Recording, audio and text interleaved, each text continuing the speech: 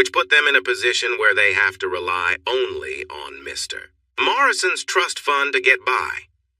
The judge leaned back in his chair and picked up a pen, observing Mackenzie's lawyer. Mr. Forsyth, I'm not sure if you realize how unreasonable that sounds when compared to the evidence I have in front of me. You claim Mr. Other is responsible for the Morrisons' financial situation and needs to pay them. Because from what I can tell, the Morrisons are the ones who caused harm. Mr. Other even faced serious problems twice just because he was in the Morrisons' area each time. The judge seemed to enjoy seeing the lawyer squirm. Yes, Your Honor. We believe that if Mr. Other hadn't been in those places, Mr. Morrison wouldn't have acted this way, and the Morrisons wouldn't be in trouble now. So, we think Mr. Other should give them some money for that. I understand. That seemed to be the judge's favorite phrase. He looked at Kim and me. Would you like to say something? Of course, Your Honor, Kim replied. While my client recognizes that he had interactions with Mr. Stephen Morrison, Mrs. Carol Morrison, and Ms. Mackenzie Morrison, he does not accept any financial responsibility for what happened. Kim took a moment to collect her thoughts. We live in a free society where we can choose who to interact with. In every situation where my client met the Morrisons, they approached him.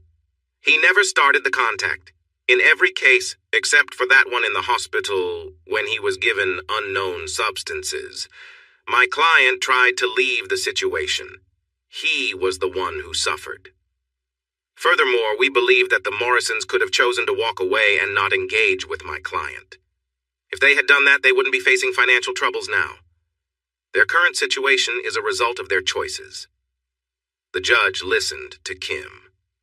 That's an interesting viewpoint, Counselor. And I understand your perspective. I glanced at Mackenzie again. She seemed to have missed this conversation and was still crying in her chair. Carol was looking back and forth between Mackenzie and me. Well, given the circumstances, I will rule that the money stays with Mr. Other. I think that. I raised my hand. May I speak, Your Honor? The judge turned his gaze to me. Of course, Mr. Other. What would you like to say? I took a deep breath, similar to how the lawyers had before. This was going to be tough. Your Honor, I must say that I have no fondness for my ex-wife. She left me so easily for someone else that I cannot forgive or forget her actions. I have also been hurt by my daughter's behavior.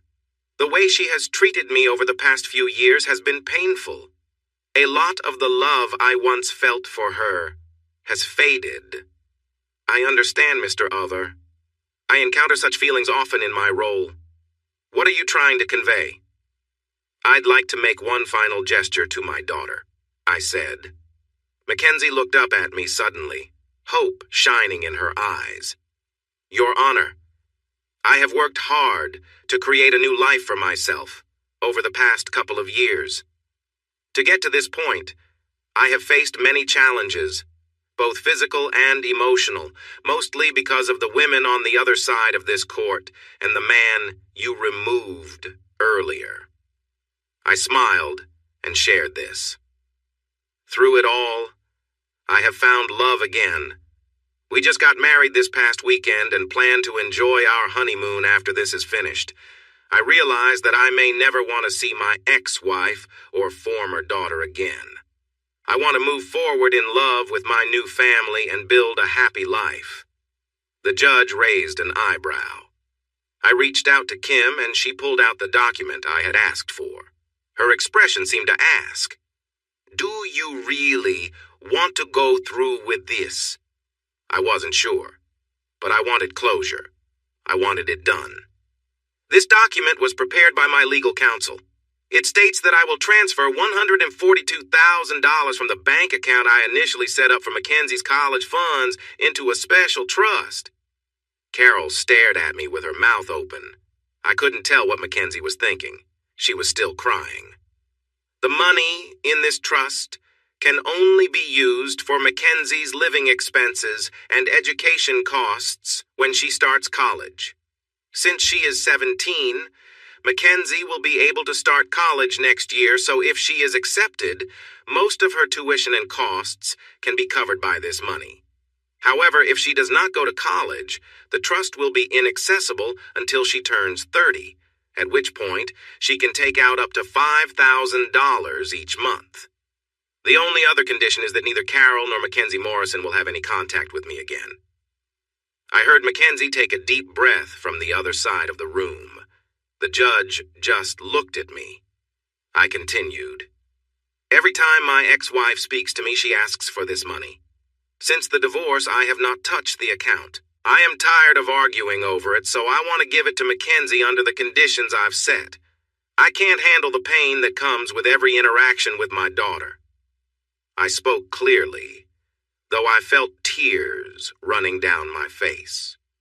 It hurts not knowing if I will see the loving girl I raised, or the young woman who has hurt me with her words.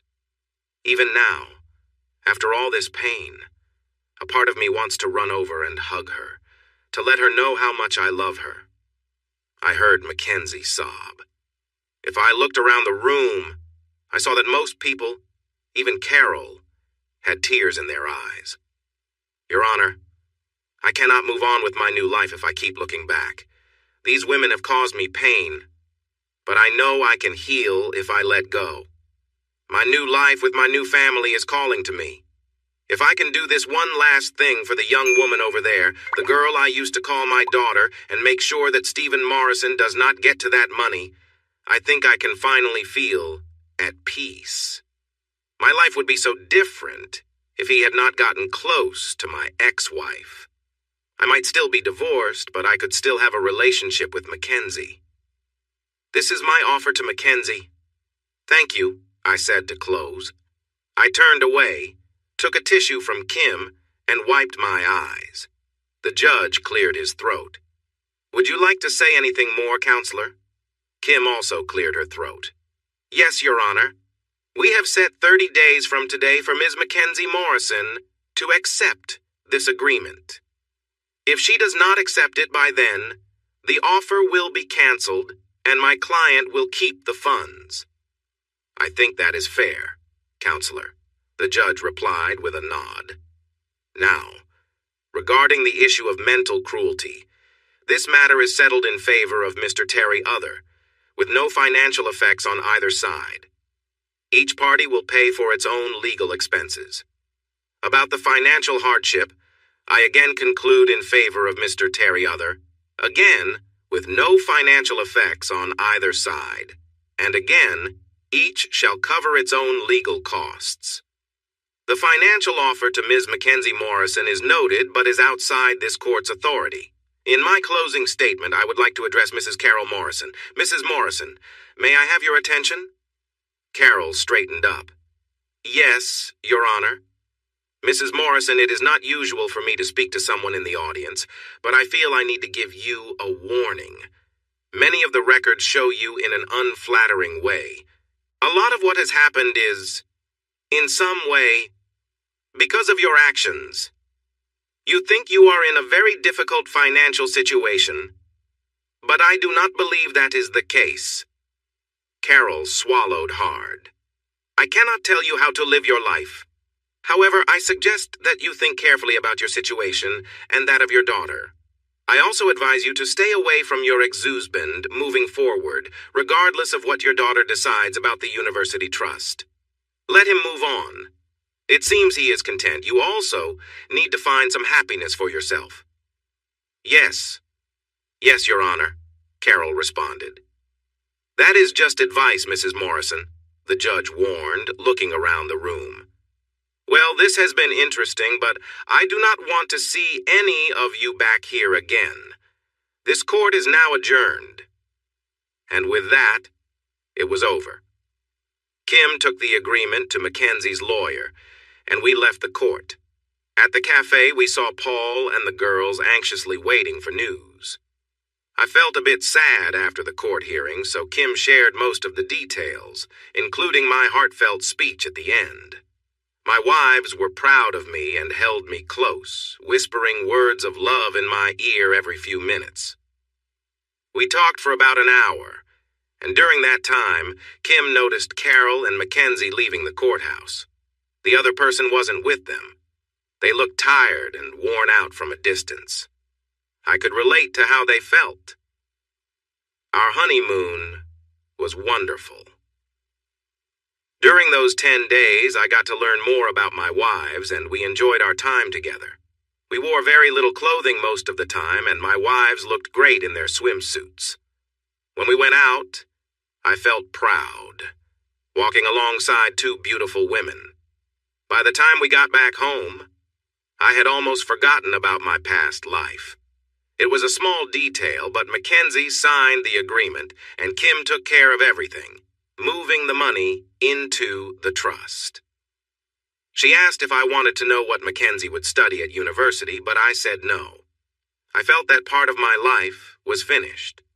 2 months later, we discovered that both of my wives were pregnant. They had stopped using birth control a month before the wedding and kept it a secret from me. They both started feeling sick in the mornings shortly after. Tests confirmed that I would be a father again, this time twice over.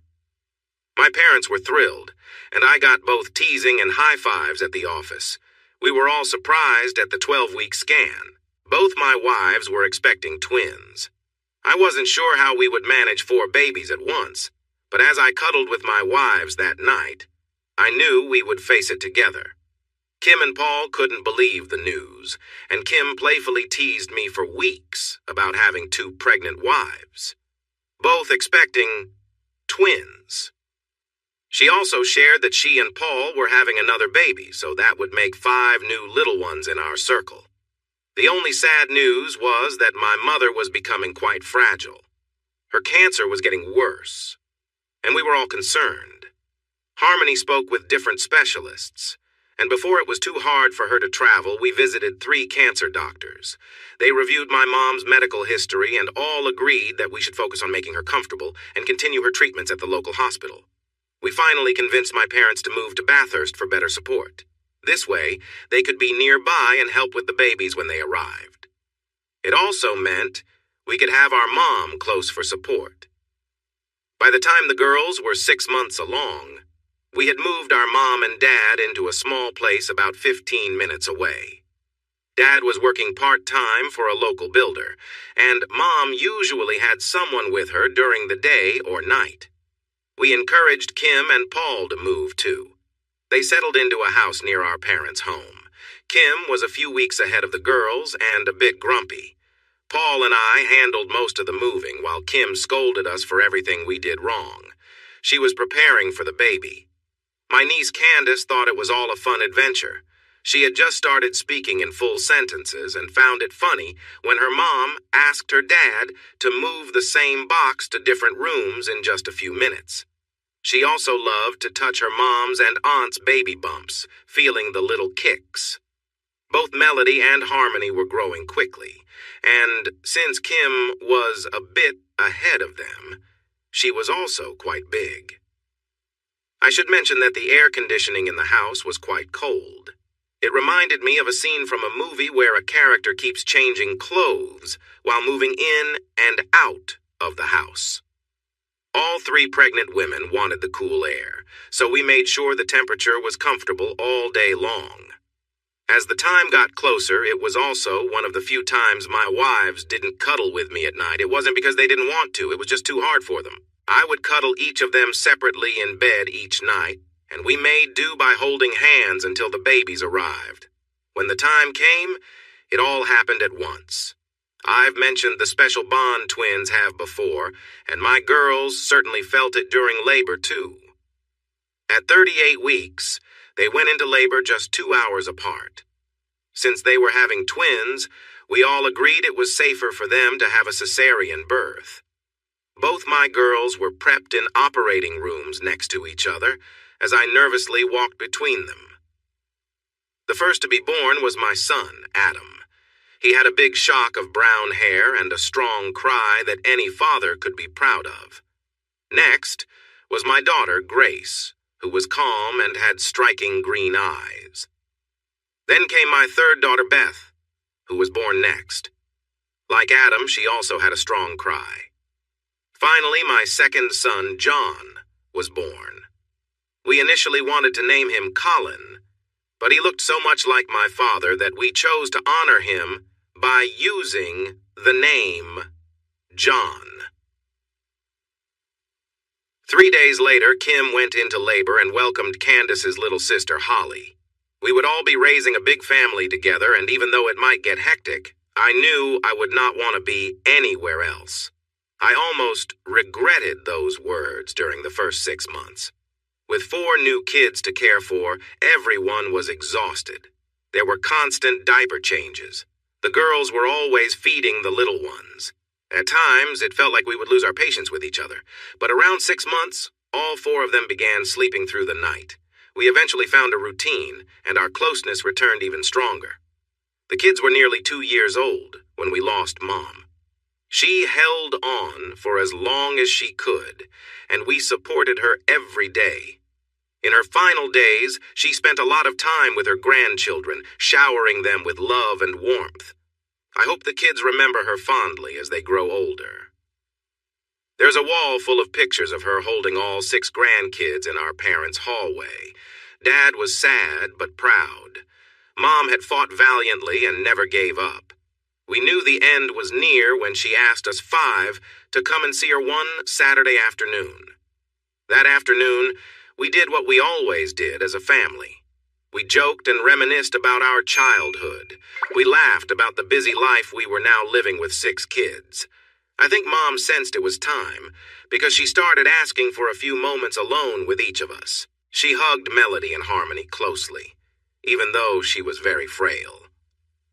I love you both so much, my dear daughters. You have brought great happiness to Terry. I never thought I would see him so joyful again after what Carol did. But you both came into his life like a storm and healed his heart and mind. I can never thank you enough. They exchanged more words of love, and my wives were in tears when they came out. Kim went in with Paul while I held my girls, our kids quietly watching a movie in the background. After a few minutes, Paul came out with tears in his eyes, asking me to go in. I sat on the bed. Kim was already crying, holding Mom close like a young girl. "Oh, my babies," Mom said softly. "I love you both with all my heart. I don't think a parent could be prouder than I am of you. I've seen you both grow, and I love how you have always stayed close, even as adults. You have been there for each other through tough times. But I have one last request for you both." "Yes, Mom. Anything," I said, while Kim held on tight, trying to keep her close.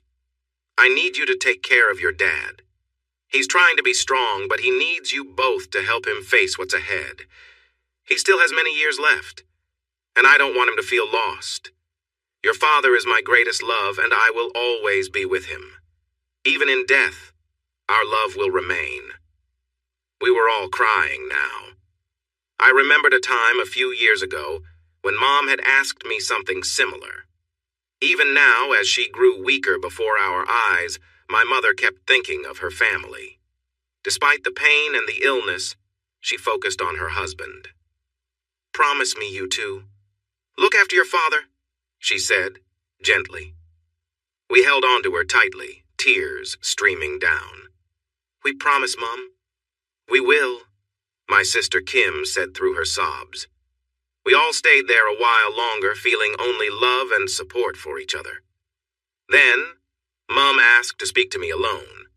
Kim dried her eyes, squeezed my shoulder, and quietly left the room. Mom drew me close, resting against me as I held her gently. "Oh, my dear Terry, I have loved watching the man you've grown into patient, and always trying to do what's right. Even when Carol and Mackenzie hurt you, you tried to handle it with honor." I shook my head slightly. "Not always, Mom. There were times I didn't manage so well. She placed her hand on mine. I know, Terry. None of us is perfect, not even your mother. Hard to believe, I replied with a small smile. I thought you were saintly. She laughed softly, the sound a little raspy but warm. No, not always. Your father and I hit a rough patch before you and Kim were born, she admitted, and I was surprised. Your dad was working long hours because we'd just bought our first house. I was working at the bank, but he was hardly around, even on weekends. So when an assistant manager at work showed some interest in me, I was flattered. For a moment, I wondered what she was saying, and she must have noticed my expression. She smiled. No, I didn't do anything wrong. But things could have gone differently if something hadn't happened at a gathering a few weeks later. You see, I saw Cindy Phillips, one of my co-workers, acting a little too friendly with your dad. She even gave me a look like she thought she could take him from me. What did you do? I asked.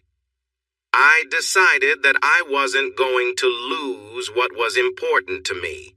I went right up to your dad and made it clear that he was mine, and he understood, she said with a nostalgic smile. After that, our bond grew even stronger, and soon enough, you and your sister came along. Looking back, that moment was a turning point for us. We both sat quietly, each of us thinking about how certain moments could shape a whole lifetime. Mom went on. Terry, I know it's been hard for you to forgive Carol, and maybe you don't need to. But what about Mackenzie? Do you have enough left in you to forgive my granddaughter? I looked at my mother, who was very weak, and took a deep breath. I don't know, Mom. I haven't really thought about it for a while.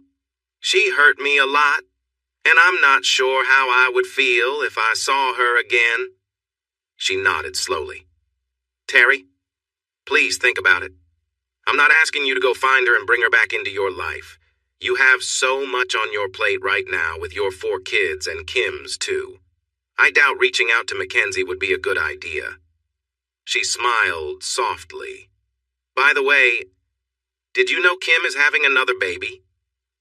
Yeah, she told me this morning. I smiled back. It makes me happy to know I have so many grandchildren. There was a time I thought I would only have Mackenzie. I know, Mom. I can't promise anything, but I'll try my best if I ever see her again. She touched my arm gently. That's all I can ask, sweetie. That's all I need. After that, Dad spent some time with Mom and came out with a mix of smiles and tears. It's not much longer, everyone. She knows it, and she asked us all to be with her. Paul, Kim, Melody, Harmony, Dad, and I gathered around Mom's bed. We shared stories and jokes for the next hour. The kids came in and out, showing love and care for their grandmother. They sensed something was wrong but didn't fully understand. There were moments of laughter and moments of tears as the afternoon went on. Gentle touches from Mom showed the love we all had for her. She slipped away from us while we were talking about Kim's new baby.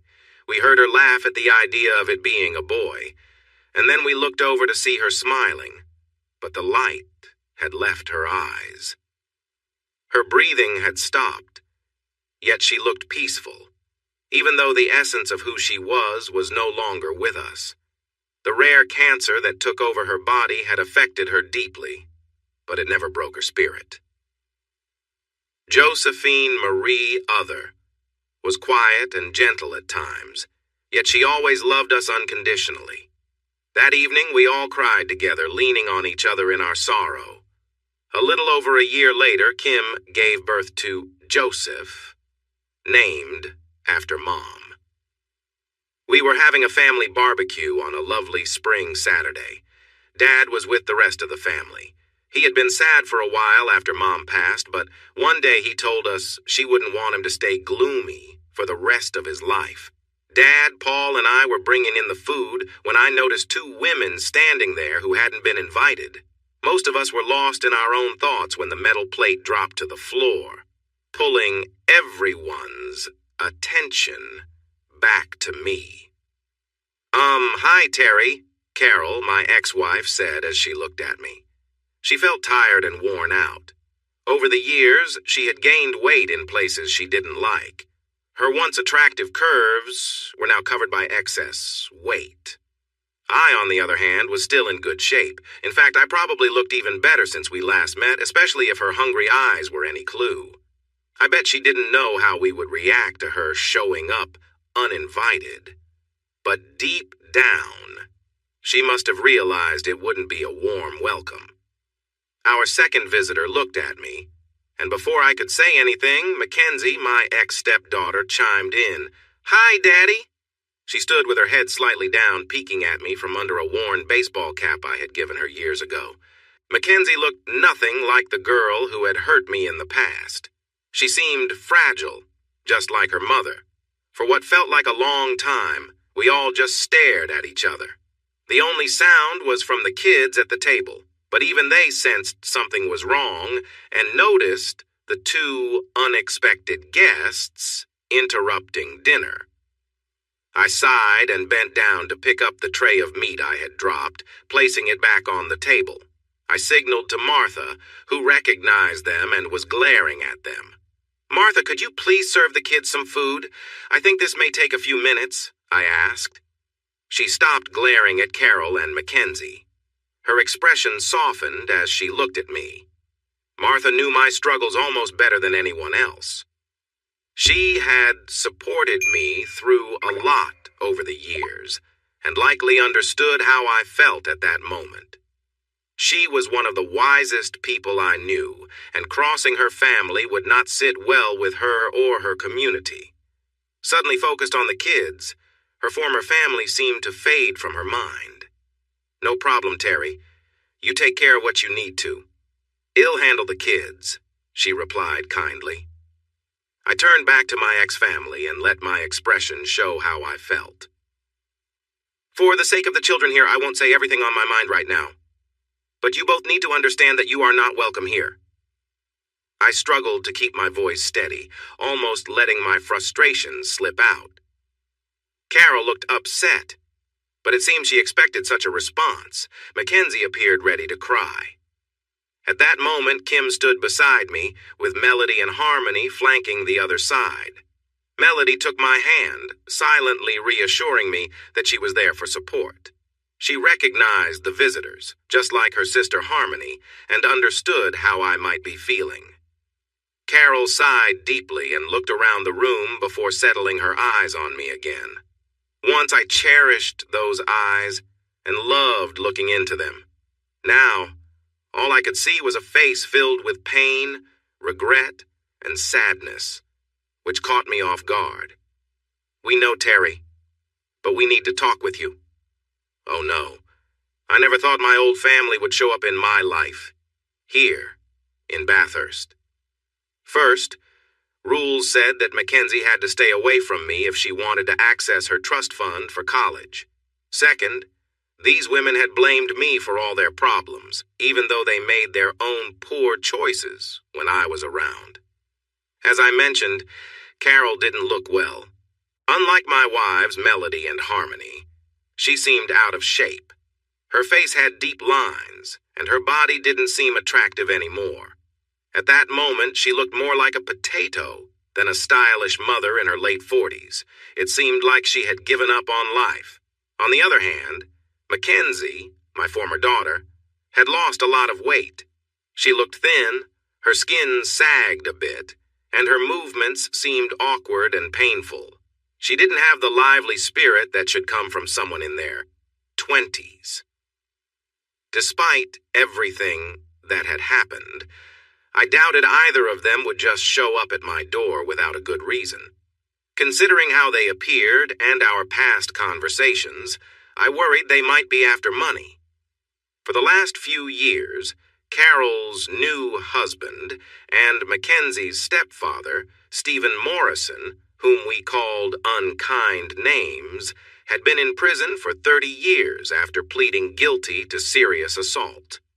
I really disliked him, and I knew the feeling was mutual. Still, a part of me felt sorry for him. as my family and I believed he had lost control because my ex-wife had dreams about me while sleeping next to him.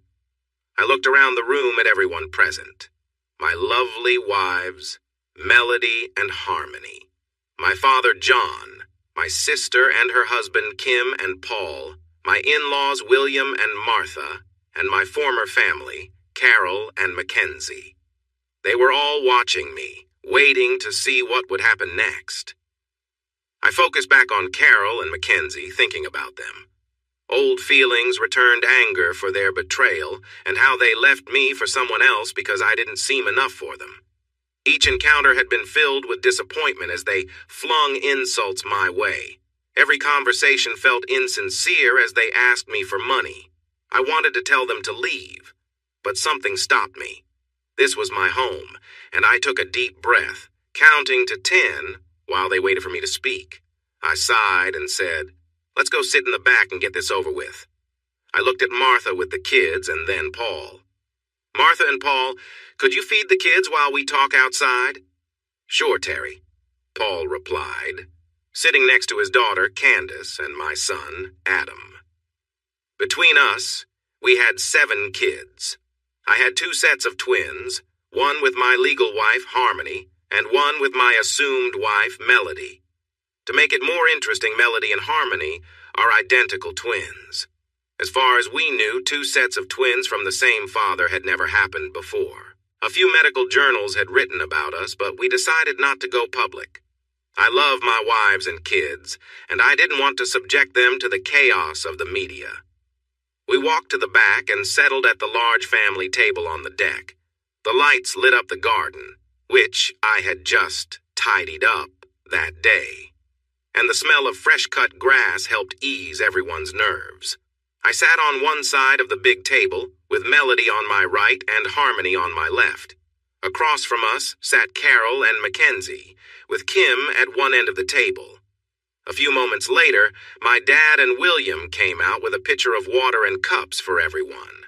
They brought a drink for Melody and me and wine for Harmony, then went back inside to help with the kids, knowing we needed privacy. Harmony poured drinks for everyone who didn't have one and waited for us to begin. After a few moments, Carol spoke up. "Terry, you have a lovely home here. I never expected." She stopped short, realizing she was falling into old ways of criticizing my situation. Melody gave Carol a disapproving look and spoke for me.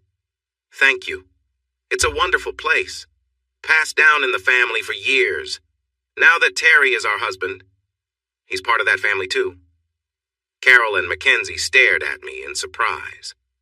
"Our husband?" Carol asked, confused. "I know that Terry remarried. Which one of you did he marry?" I laughed. "Carol, I'd like you to meet my wife, Mrs. Melody Other." I gestured toward her, and she smiled brightly. "Congrat?" Carol started. I cut her off gently. "And this is my other wife, Mrs. Harmony Other." Yes, you heard me right. I am married to both of these wonderful women. Carol looked shocked. Mackenzie just stared. The girls and I smiled while Kim giggled. After glancing back and forth between us, Carol saw the girls hold up my hands together. She looked at Kim, who nodded. "Oh, yes, Carol. After everything that happened, my brother saved the lives of these amazing women, getting hurt himself in the process. They fell in love with him, so he married them both. Your ex-husband loves them so much that he has twins with each woman and keeps them both very happy." My older sister laughed, and when she said happy, it was clear what she meant. Mackenzie finally spoke. "You mean you're with both of these sisters at the same time?" she asked, trying to make sense of it. "Yes, Mackenzie," Harmony replied, a little giggle escaping her. "Your former dad is with both of us every night. From the very first night, he gave us his love freely. He is our support and gives everything, never asking for much. Neither Melody nor I can understand why you or your mom would have left such a loving man." Mackenzie turned red. Melody jumped in without pausing. "And as a father, Oh, Mackenzie, he cherishes those kids more than anything. Harmony and I can't imagine a better man to teach our kids respect in this tough world. He lives for those children. We just don't understand why you would want to leave him. Carol spoke up, her voice bitter. That's because you have him now. She pointed to the house and gardens. He has money now, Respect. When we were his family, he was just a plumber. Even after all this time, Carol still didn't understand. Harmony's voice turned sharp. You really are missing the point, Carol. Carol stared at Harmony in disbelief. We would love Terry the same even if he had nothing. When we fell in love with him, all he had was what was in his truck. For Terry, money doesn't mean much. He treats his family like royalty because he loves us, and we have given him our hearts. We would have left all of this. She gestured like Carol had. If it meant we couldn't have him. We know that this man, our husband, the same man you turned away, would do anything for us without a second thought. He almost did that the night we met. But can you say the same, Carol? Can you truly say you would do anything for your family, even if it means leaving your comfort zone? Harmony was glaring at Carol, making her look scared as if she wanted to escape. You had a man who loved you and would have given you anything, Melody said. And we know you realize he cares for us deeply and knows us well. Carol turned bright red, and Mackenzie looked everywhere but at us. Kim couldn't help but laugh quietly at the table. Then, Kim spoke up. Everyone, I know we could talk about my brother all night, but we should focus back on Carol and Mackenzie. We all turned to the embarrassed women across from me. You came here for a reason, my sister said. But first, how did you find our address? It's not listed for safety reasons. Also, how did you get through the gate? Mom and I came here last week, Mackenzie replied, her face showing little emotion. We watched your office to see when you came and went. When we saw Dad's truck, we followed him here. Tonight we arrived just after he did, before the gate closed. That's a bit unusual, but it did get you here. Still, why are you really here? Kim asked. Mackenzie, your trust says no contact with Terry. You know he doesn't want to see you both. He has been moving on without you for almost a year. About 8 months, I added softly. The girls know I take that time off on Mackenzie's birthday to come here and remember the past. I couldn't bring myself to look at Mackenzie, and a single tear escaped down my cheek. They let him have time to think quietly. He sits with his drink and just stares out at nothing. But when the sun sets, he re-enters our lives, caring for us like he does every day, Melody explained. Her look towards Carol and Mackenzie felt more filled with tension than hate. I dared to glance at Mackenzie. She was looking at me with tears welling up in her eyes. Despite all this time and my efforts to move forward, I felt the old feelings for Mackenzie stir within me. I quickly looked away, determined not to let those emotions return. I had built a new life here with my girls, and I wouldn't let her or her mother disrupt that. My wives held my hands tightly, sensing the storm of feelings rising inside me. What brings you here, Carol Mackenzie? Kim asked, noticing my inner struggle. They exchanged glances. We didn't have much choice, Carol began, staring at the ground. Things have been tough for the last few years. Honestly, they have been really bad. She looked up at us, searching for understanding, but found only blank faces waiting for answers. She sighed and carried on. After Stephen was sentenced, I knew we would never be a couple again. He would be in prison for a long time. So I divorced him. It took a few months, but his lawyers forced us to leave the house since it was his before we got married. We received a bit of money, but it wasn't much. Since then, Mackenzie and I have been living in a 2-bedroom townhouse on the edge of Maitland. Are you looking for pity, Carol? Kim asked. No, Kim, Carol replied quickly, sounding sincere. That last day in court, when Mackenzie learned what Stephen had done, she fell apart. I realized I had ruined any chances I had with Terry. There was no way back for us.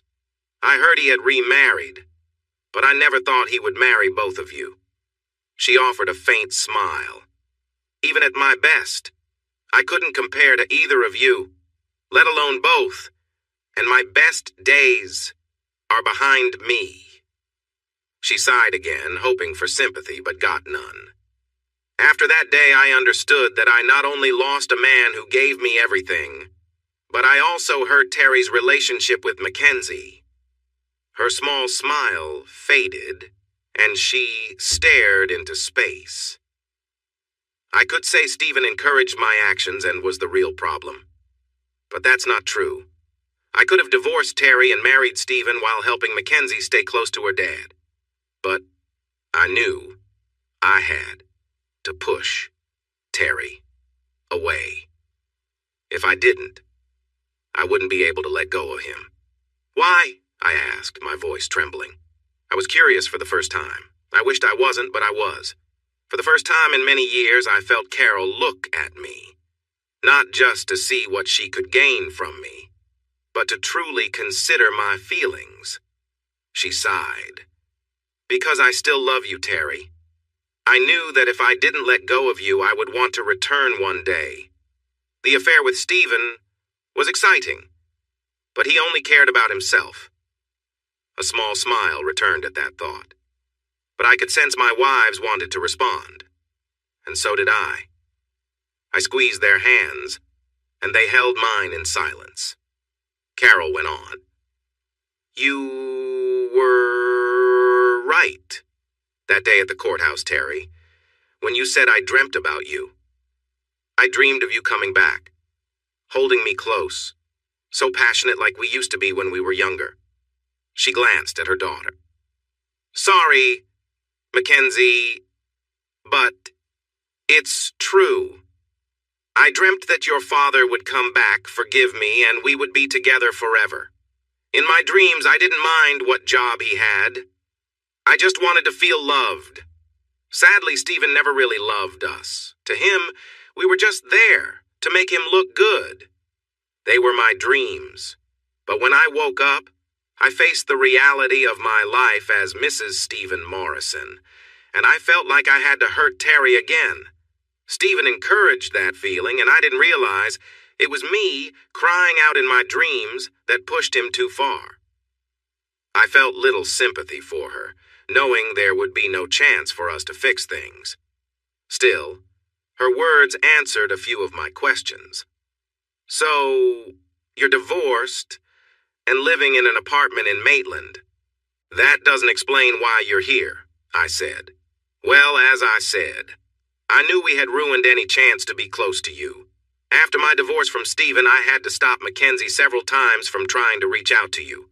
I didn't want her to lose her trust fund, which helped pay for our place while I worked an office job for a local real estate company. Financially, we were okay, not great, but we were managing as mother and daughter. We accepted our life, and I thought we might never talk to you again. However, about 6 months ago, Mackenzie started getting really tired.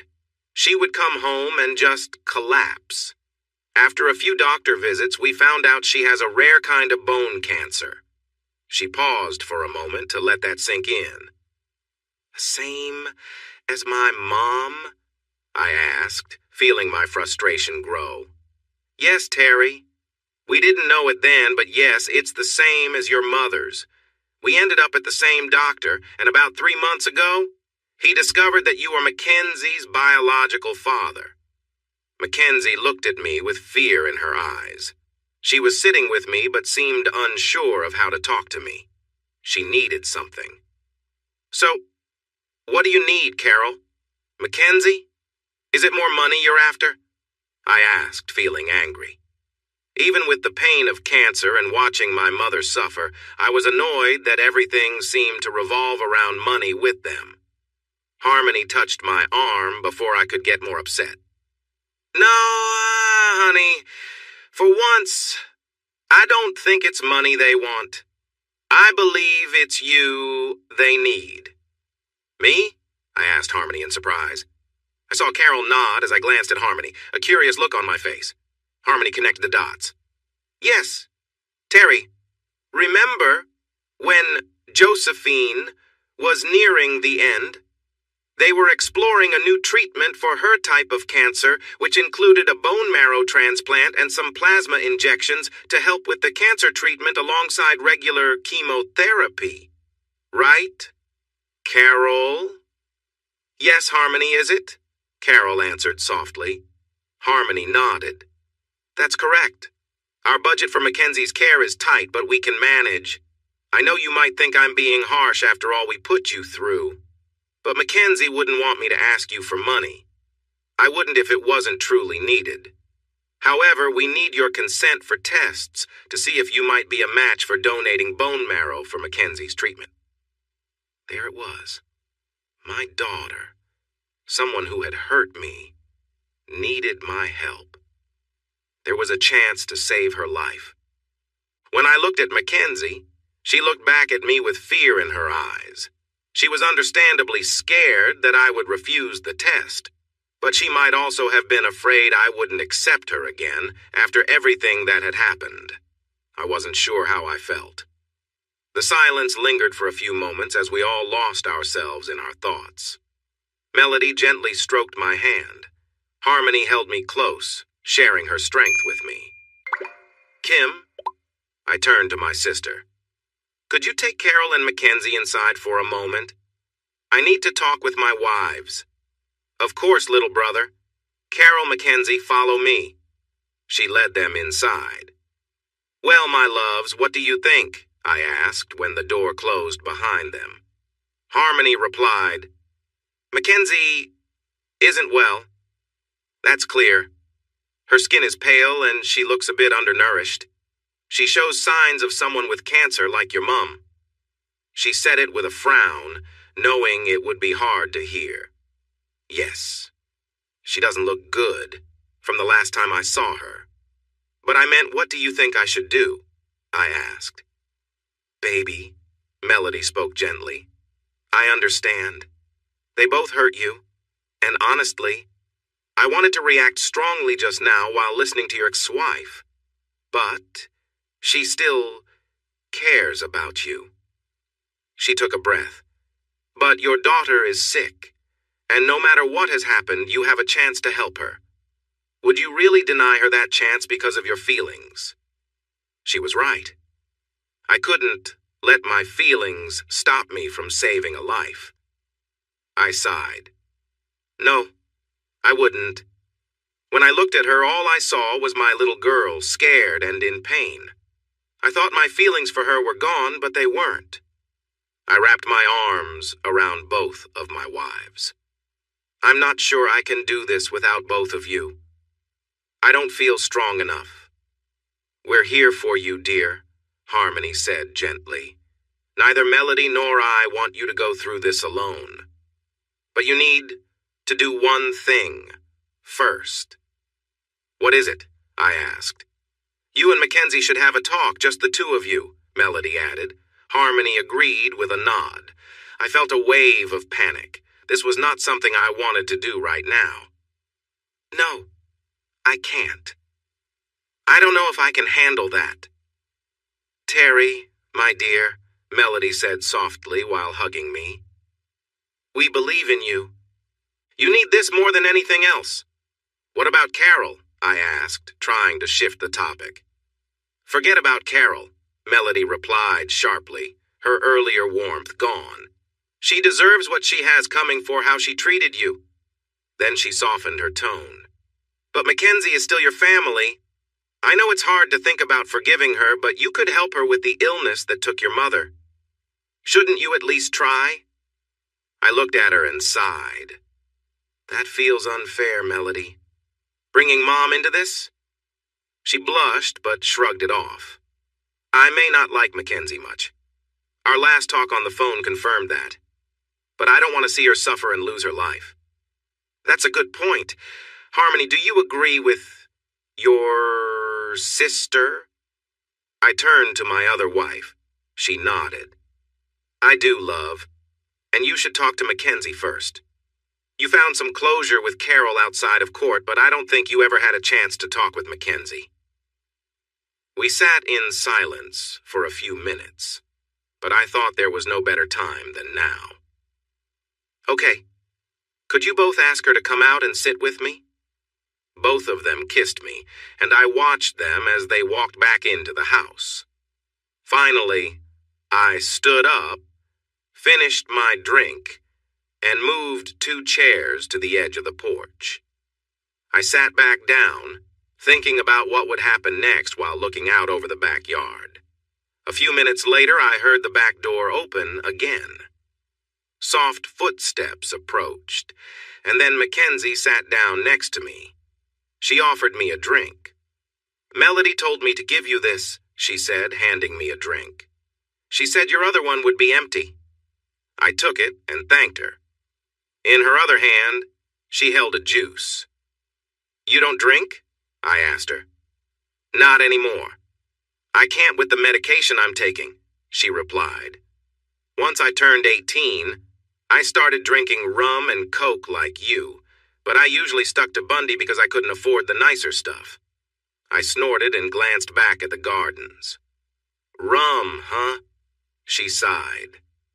I know this might sound bad after everything that's happened, but I knew you liked rum. At first I didn't like it, but I drank it anyway because it made me feel connected to you in some small way. I took a sip of my rum, enjoying the taste, while she had her juice. We sat in silence, which felt a bit awkward as we both drifted into our own thoughts. I broke the silence. So, what are you studying at university? I asked. After a moment, she said, I had to take a break this year because of my treatment, but I was studying applied mathematics. I wanted to work in IT, maybe with crypto or data modeling, things like that. For the first time in years, I chuckled at something she said. You know, I have no idea what that means. She laughed too, but it was a bit weak and ended with a cough that reminded me of my mom. She looked at me with a questioning gaze, then took a deep breath, as if she was gathering her courage. I really messed everything up, didn't I, Dad? I winced at her calling me Dad. My heart raced just talking to her. Part of me wanted to play it cool and ignore my feelings. Before I could think too much, I replied, Yes, Pumpkin. You really did. Tears she had been holding back spilled over, and she began to cry. The last time I called her Pumpkin was the morning they both left. I just sat there as she wept, sipping my rum and looking out at the backyard. Inside, my heart was aching, but I kept my face still. After a few minutes, Mackenzie started to calm down, wiping away her tears and pushing her hair back. Her voice softened as she spoke more to herself than to me. I had to lean in to hear. I must be one of the most foolish daughters ever. I wasted so many years with a mother who cared only about her clothes, and a man who only saw me as a trophy. She glanced at me, noticing I was listening, and raised her voice a bit. And look where it got me. A one-way ticket to sadness. I haven't been happy in years, and now that I need my real father, he wants nothing to do with me. I looked at her and chuckled again, and she did too, responding to my laugh. What's so funny? She asked, suddenly looking concerned. I chuckled as we both remembered the last time she asked me that question. Mackenzie, I never stopped caring about you, even though there were times it felt like I did. There was so much pain, and things you and your mother said made me question if you were really my daughter. Even though she didn't feel well, She looked like she might run away from me after that comment. I raised my hand to pause.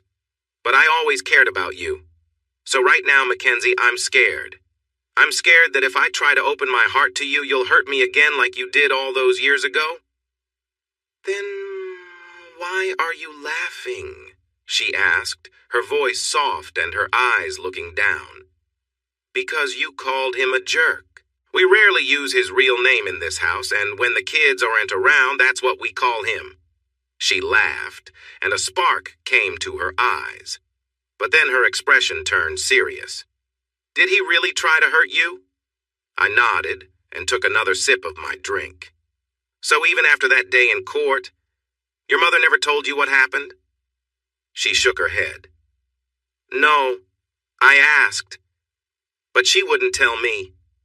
Honestly, I don't think she knows the full story even now, and I think she blames herself for part of it. She should, I said firmly, then sighed. I really don't like your mother at all, Mackenzie, and what I'm about to tell you might make you upset with me again, but I have never lied to you, and I'm not going to start now, all right? She nodded, looking a bit scared again. Okay, Dad.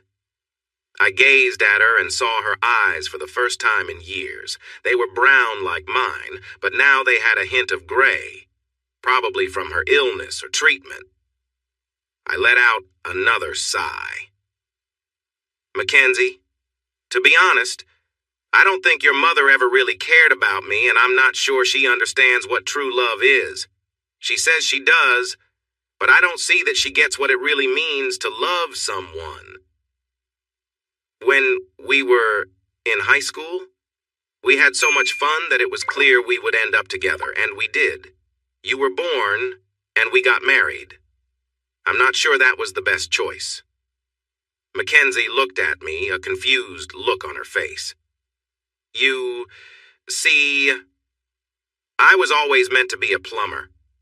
It's in my blood. I grew up on job sites, and even now at Delotes, I try to help out when I can. Your mother knew this. I thought she loved me as much as I loved her. But then, things changed. Suddenly, I wasn't good enough anymore. And she moved on without a second thought. And to make it worse, she took you with her. So, love. No, I don't think she really understands it. I looked at Mackenzie, and then out over the garden, taking a sip of my drink. But your mother and I did have 15 good years together. At that time, I loved her deeply. But it didn't work out because she didn't really understand what love was, and always held something back. What do you mean, Dad? What did she hold back? Mackenzie asked. I answered quickly. Her acceptance. Mackenzie looked at me, waiting for more. I continued. I didn't really know what that meant until I met Melody and Harmony. You see, my girls accepted me for who I was with all my flaws and strengths. When I was happy, they laughed with me. When I was sad, they hugged me. But with your mother, she never fully accepted me. I think she cared about me in her own way, fitting me into her perfect life when it was convenient for her, but she never truly accepted me. I could have had a different career or a big business, and I still believe we would have ended things because she could never find peace with what we had. When I got home that day, I thought about giving up once I saw what had happened. I accepted that Carol was leaving, and that hurt, but you chose to leave me and wanted someone else to take my place as your dad. I felt tears welling up, but took a deep breath to hold them back. Mackenzie shook her head, looking like she was about to cry too. There's no excuse for what we did to you. I was only 15 and just following orders. But even at 15, I should have known better and could have questioned it. She didn't cry, but I could sense her shame as she looked down and carried on. When Mom and the other man first told me about moving in with him, I was upset. I didn't understand how I could live with him and still have you as my dad. Over the next few weeks, they kept telling me how great it would be and that you would be okay. They said I would have lots of new things. Mom told me to keep it a secret until it was all settled. So I did. I liked nice things. But they weren't everything to me. I foolishly trusted Mom. After we moved, I asked them to take me to see you. But after a few weeks of them ignoring me, they said I couldn't see you until he adopted me. She was fidgeting, but she kept talking while I sipped my drink and looked out at the gardens. I might have been naive, but I felt something was off. Still, Mom and the other man kept buying me things. They thought new clothes and shiny gifts could fill the empty space from not seeing you. They took me around the city, showing me places I had never been. In the first 6 months, I went to Sydney 3 times, as they tried to make me feel better. At night in my room, I missed you and cried, when I thought you didn't want me. Hearing her talk made me feel weak, but I also felt a quiet anger growing inside me, directed at Carol and the other man. I tried to let my feelings soften only for Mackenzie as I said, "Oh dear, that was never true. I wasn't allowed to see you. The restraining order meant I had to stay away from the other man, your mother, and you. If I had broken that order, I could have ended up in jail. I thought you didn't want me. Your mother." We sat quietly as that thought faded away. "Mackenzie, I'm trying to understand. This is the first time we have really talked since everything started years ago." I sat and thought about all the pieces of past conversations and documents I had gathered over time, and it started to feel like some things were finally making sense. "Can I ask you something? If you don't want to answer, that's okay." "Dad, if you need to know, no matter how hard it is, I'll answer if I can," she replied, her voice almost urgent. "A few months after I left, I came back to see your grandmother. You didn't know, but she had just finished her first cancer treatment. You saw me in Maitland Central." Mackenzie lowered her head, clearly embarrassed. "What happened? If you were so upset, why did you treat me that way?" It took her a moment to respond. I could see a mix of shame and pain, but also some anger directed at me. Finally, she took a deep breath. I sensed that there would be a lot of this during our conversation. "When I first saw you, you were laughing at something on your phone. It had been months since I saw you. If you think back to when we came to see you after the divorce, just before you moved." I nodded. "We saw you buy your truck that day, and you let both Mom and me have it." I nodded again. "I cried for days after because I couldn't understand why you didn't want me as your daughter. I thought I had done something to push you away. I was upset because you just left." I wanted to say something, but Mackenzie held up her hand and stopped me. She shook her head. "I know now that you left because of how hurt we made you. Just like Mom said earlier, we 3 did our best to break you. Each of us for different reasons, but we all did. Something inside me broke when you hit your truck, showing me how much I had hurt you. When you just left, it was never mended. Honestly, Dad, it's still broken today. But when I saw you in the cafe that morning, you looked so happy. Watching you, it felt like I never meant anything to you. So to me, it wasn't fair. You were happy, and I wasn't." She looked at me and tilted her head. "I know it might not matter, but can you tell me what you were laughing at that day?" I smiled. "Sure." I took out my phone and looked through my photos. I found the one of the girls. Melody and Harmony had been looking after me, helping me after an accident. I'll tell you about it later. By the time they sent me this picture, they both were joking around with me. I showed Mackenzie the photo of my friends smiling under a sheet. Mackenzie smiled back. "You really got lucky with them." Then her smile faded as she continued her story. When I saw you smiling, you didn't seem upset like I was. I knew Dickhead and Mum were right behind me talking about how you might run away. I kind of lost it. Mum had only been married to Dickhead a short time, but he was putting you down every chance he got. He called you a bad father who would leave his daughter a poor partner and a terrible husband. Mum always backed him up. So, when I saw you happy while I was feeling sad, it made me angry. I took it out on you thinking if I wasn't happy, you shouldn't be either. I'm sorry, Dad. I went too far. Yes, you did, I replied. She continued, her hurt clear on her face. When we got home, Dickhead was yelling about how he would ruin you. You had already cost him a lot of money when you left the hospital with that couple. They were important donors to the hospital, and losing that money affected us too. That couple was William and Martha, Melody and Harmony's parents. Her eyes widened. Did you know that then? I shook my head and smiled. No, I found out later. But back to you, you and your mom came to see me the next day, and you seemed like a different person. You were more like the Mackenzie I remembered, not the one I had seen at the cafe. What happened? She nodded. I felt terrible that night and cried myself to sleep again. I knew I had hurt you again. When I heard Mum say she would go to my grandparents to get my college money from you, I wanted to go with her. I needed to say I was sorry. I wanted to escape the mess my life was becoming. She seemed lost in thought, and together we sat in silence, reflecting on the events of that weekend. Finally, I wasn't sure if Mackenzie would speak up, so I encouraged her. When you and your mom drove away, I hoped we could reconnect. But then your birthday came.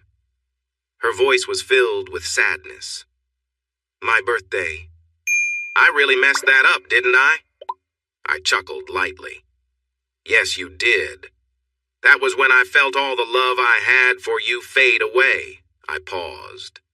Or so I thought. She looked at me, trembling a bit. I wanted to comfort her, but I couldn't. Instead, we had to navigate through our memories to find out if there was hope or sorrow at the end. Her voice wavered as she spoke. I know, Dad. Back then, I felt justified in my actions. Now all I feel is shame. At that time, the guy had just come home after being released from custody. He and Mom were yelling your name, but I think it was for different reasons. They both blamed you for their problems. And what hurt more was their talk about money issues. I am ashamed to admit that I got used to new clothes, and Mom taught me to expect them. I had no idea he had tried to hurt you. She paused. He really did, didn't he? Yes, I replied, shaking my head. He almost succeeded. I really did lose my life twice from what he injected me with. My heart stopped twice while I was in the hospital. But I am here today because of an incredible medical team and some care from Harmony. So, Mackenzie, about that text. She groaned, clearly uneasy about the subject and her mistakes. Dad, I want to hear more about what he did, but I know this is about you. On my birthday, I saw your number pop up and I knew it was you. But just 10 minutes earlier, Mom and the guy were arguing loudly about you. When I heard your message, I got angry, wondering why you would hurt us. Did you hate us that much? The guy had been telling me that now that I was 17, I could sue you for money, so I sent the text. It was one of the worst things I've ever done. Until we were in that courtroom, I thought I was right. And you were just a bitter father wanting revenge on us. Her voice was quieter now.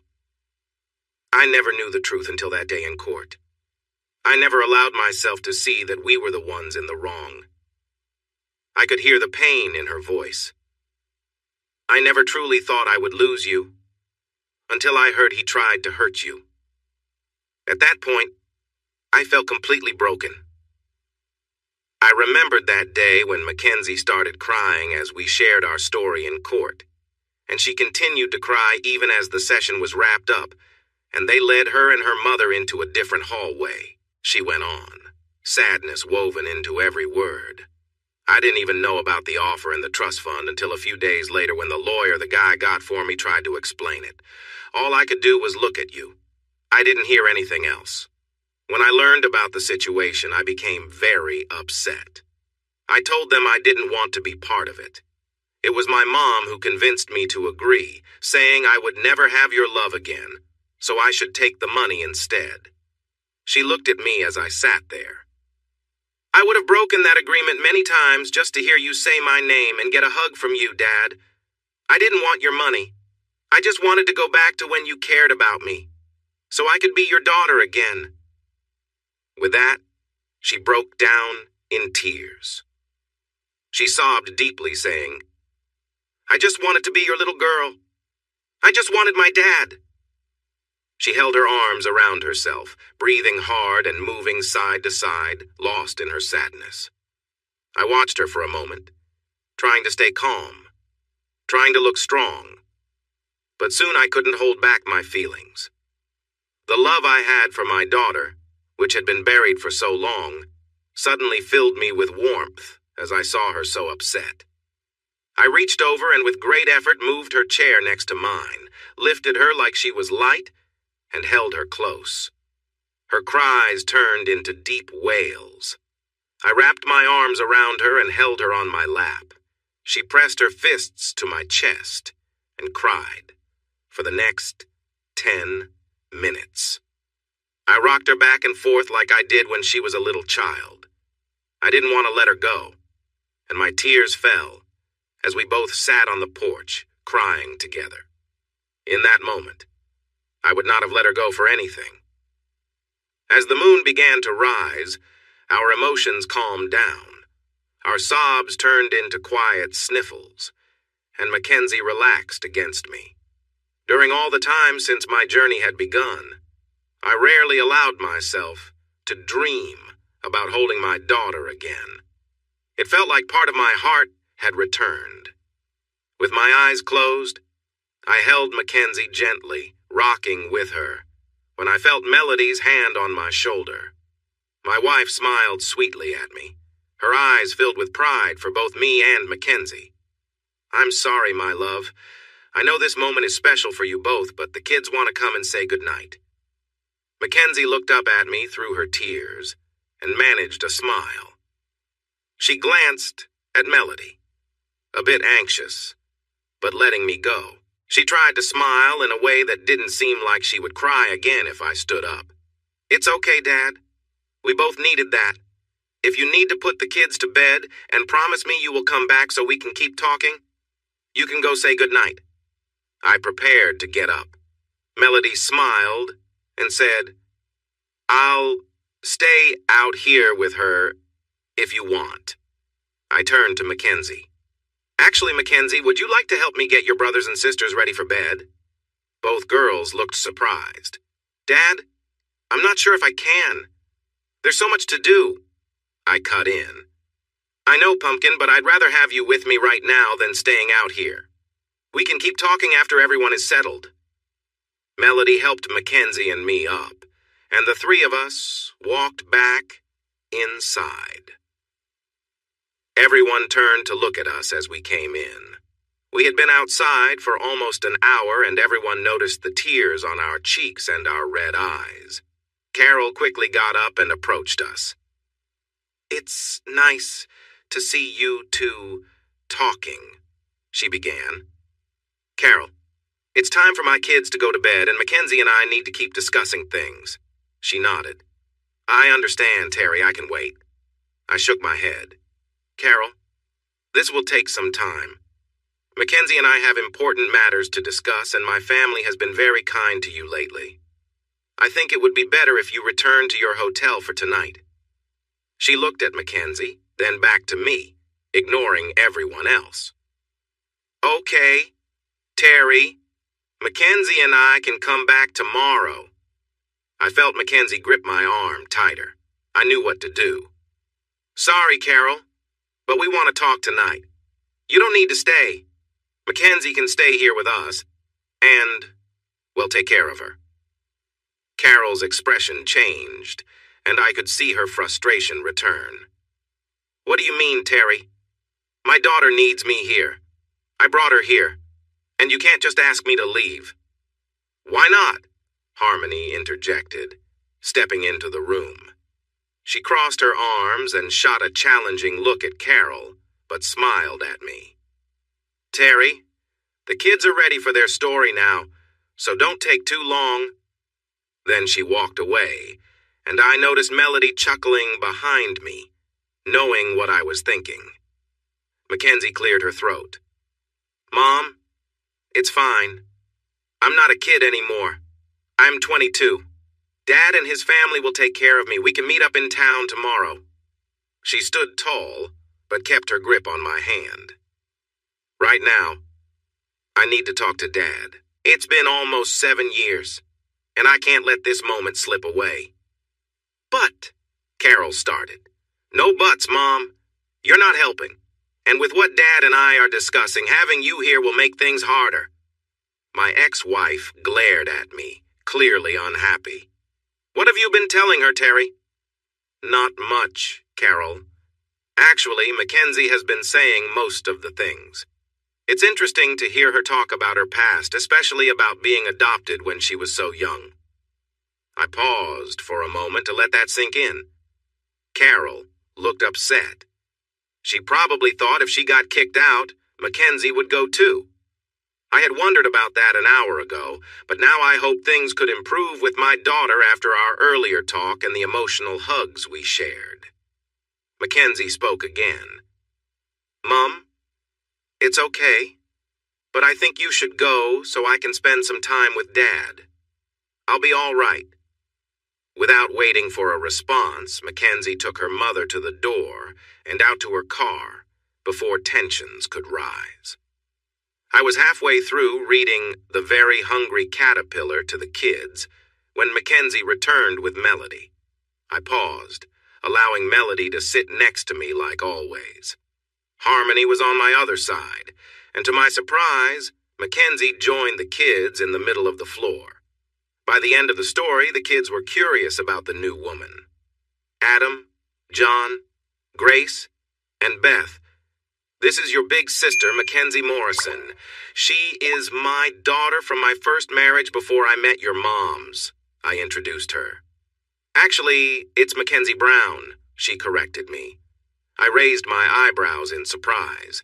We also introduced Candace and Holly, her cousins. The kids were excited and asked her many questions typical of young minds. They wondered how she could be my daughter and an adult at the same time. Young Grace asked the question that made everyone pause. "Sister Mackenzie, what's wrong with your hair?" I had noticed that Mackenzie hadn't taken off her hat all night, but we all gasped when she did. Underneath was a wig of brown hair, and she revealed that she was bald, a common result of her cancer treatment. She gently touched Grace's arm. "Grace, I am very sick, and the medicine makes my hair fall out." "Does it hurt?" Adam asked. "It hurts a little," Mackenzie smiled. "But I try to be as brave as I can." For a little while longer, the kids asked questions about their new big sister until Kim walked in. She did a double take when she saw Mackenzie's bald head, but quickly adjusted, clapping her hands. "All right, kids, that's enough for now. Leave Mackenzie alone. You can talk to her in the morning. But it's past your bedtime, so off to sleep." After the kids were tucked in, Mackenzie gave my dad a big hug. When he saw her bald head and realized that she had the same cancer as Mom, I watched my usually calm dad become emotional as he held his granddaughter for the first time in almost 7 years. They spoke softly for a while. And then John, along with William and Martha, said goodnight and went to bed. Martha hugged me on the way out and whispered, "I know you're hurting again, Terry. I also know you are confused. But you're doing the right thing. She needs you to help her feel better." I nodded and hugged my mother-in-law tightly. Paul and Kim also left, telling us they would keep an eye on the kids and give us more time to chat. Melody, Harmony, Mackenzie, and I went back outside and sat down. "Mackenzie, is it okay if we sit with you and your dad?" Melody asked. She nodded. "Yes. Sorry, I can't tell you both apart." The girls laughed. "It's okay. For most people, it takes a while. I'm Melody, and this is my sister Harmony." Then, in a whisper, she added, "If you want an easy way to tell us apart when you're with your dad, I usually sit on his right side while Harmony always sits on his left." "Why is that?" Mackenzie asked. We told her about my fateful drive and our meeting in the storm. I showed her the jagged scar on the back of my left arm, which Harmony took care of when it first happened.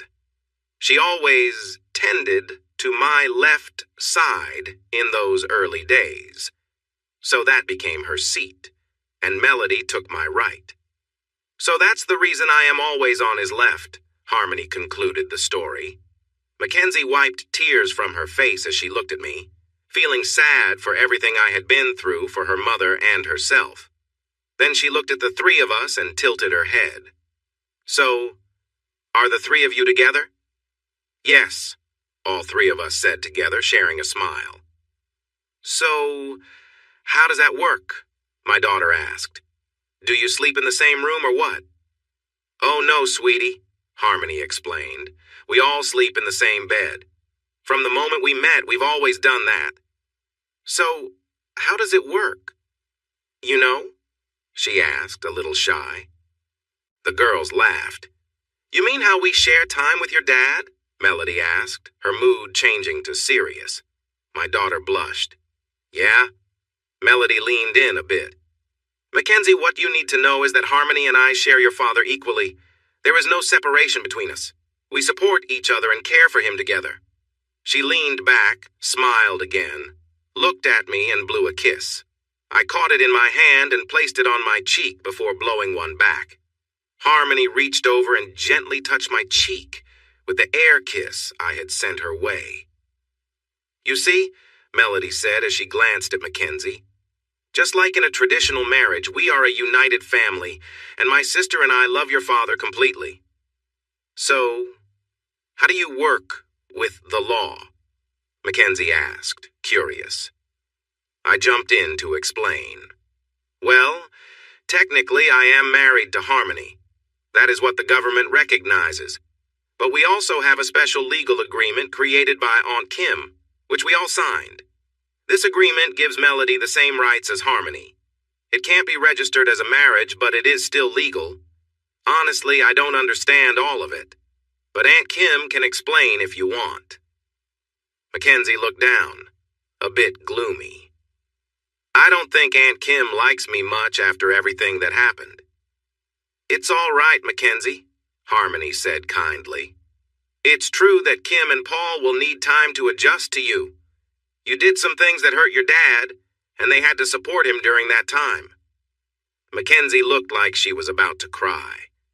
Harmony continued, speaking gently. "But in our family, we acknowledge our mistakes. We have to talk about them, deal with the issues, and move forward. You still have some making up to do, including with Kim. And honestly, Melody and I have had our doubts about you, too." Mackenzie seemed close to tears, but held them back, nodding silently. Harmony stood up, moved to her, and sat next to her, pulling her into a comforting hug. Harmony lowered her voice again, speaking as she did to our children. "But what we saw tonight was something we never expected between our dear husband and you. We've seen a start to healing. That wouldn't have happened if you hadn't been completely honest with your father. He has been hurt deeply, but he isn't a harsh person. If he can forgive you, then we, his wives, can do the same." Melody leaned against me and hugged my arm while Mackenzie hugged Harmony tightly. Mackenzie was crying again, clinging to Harmony as if they had been friends for a long time.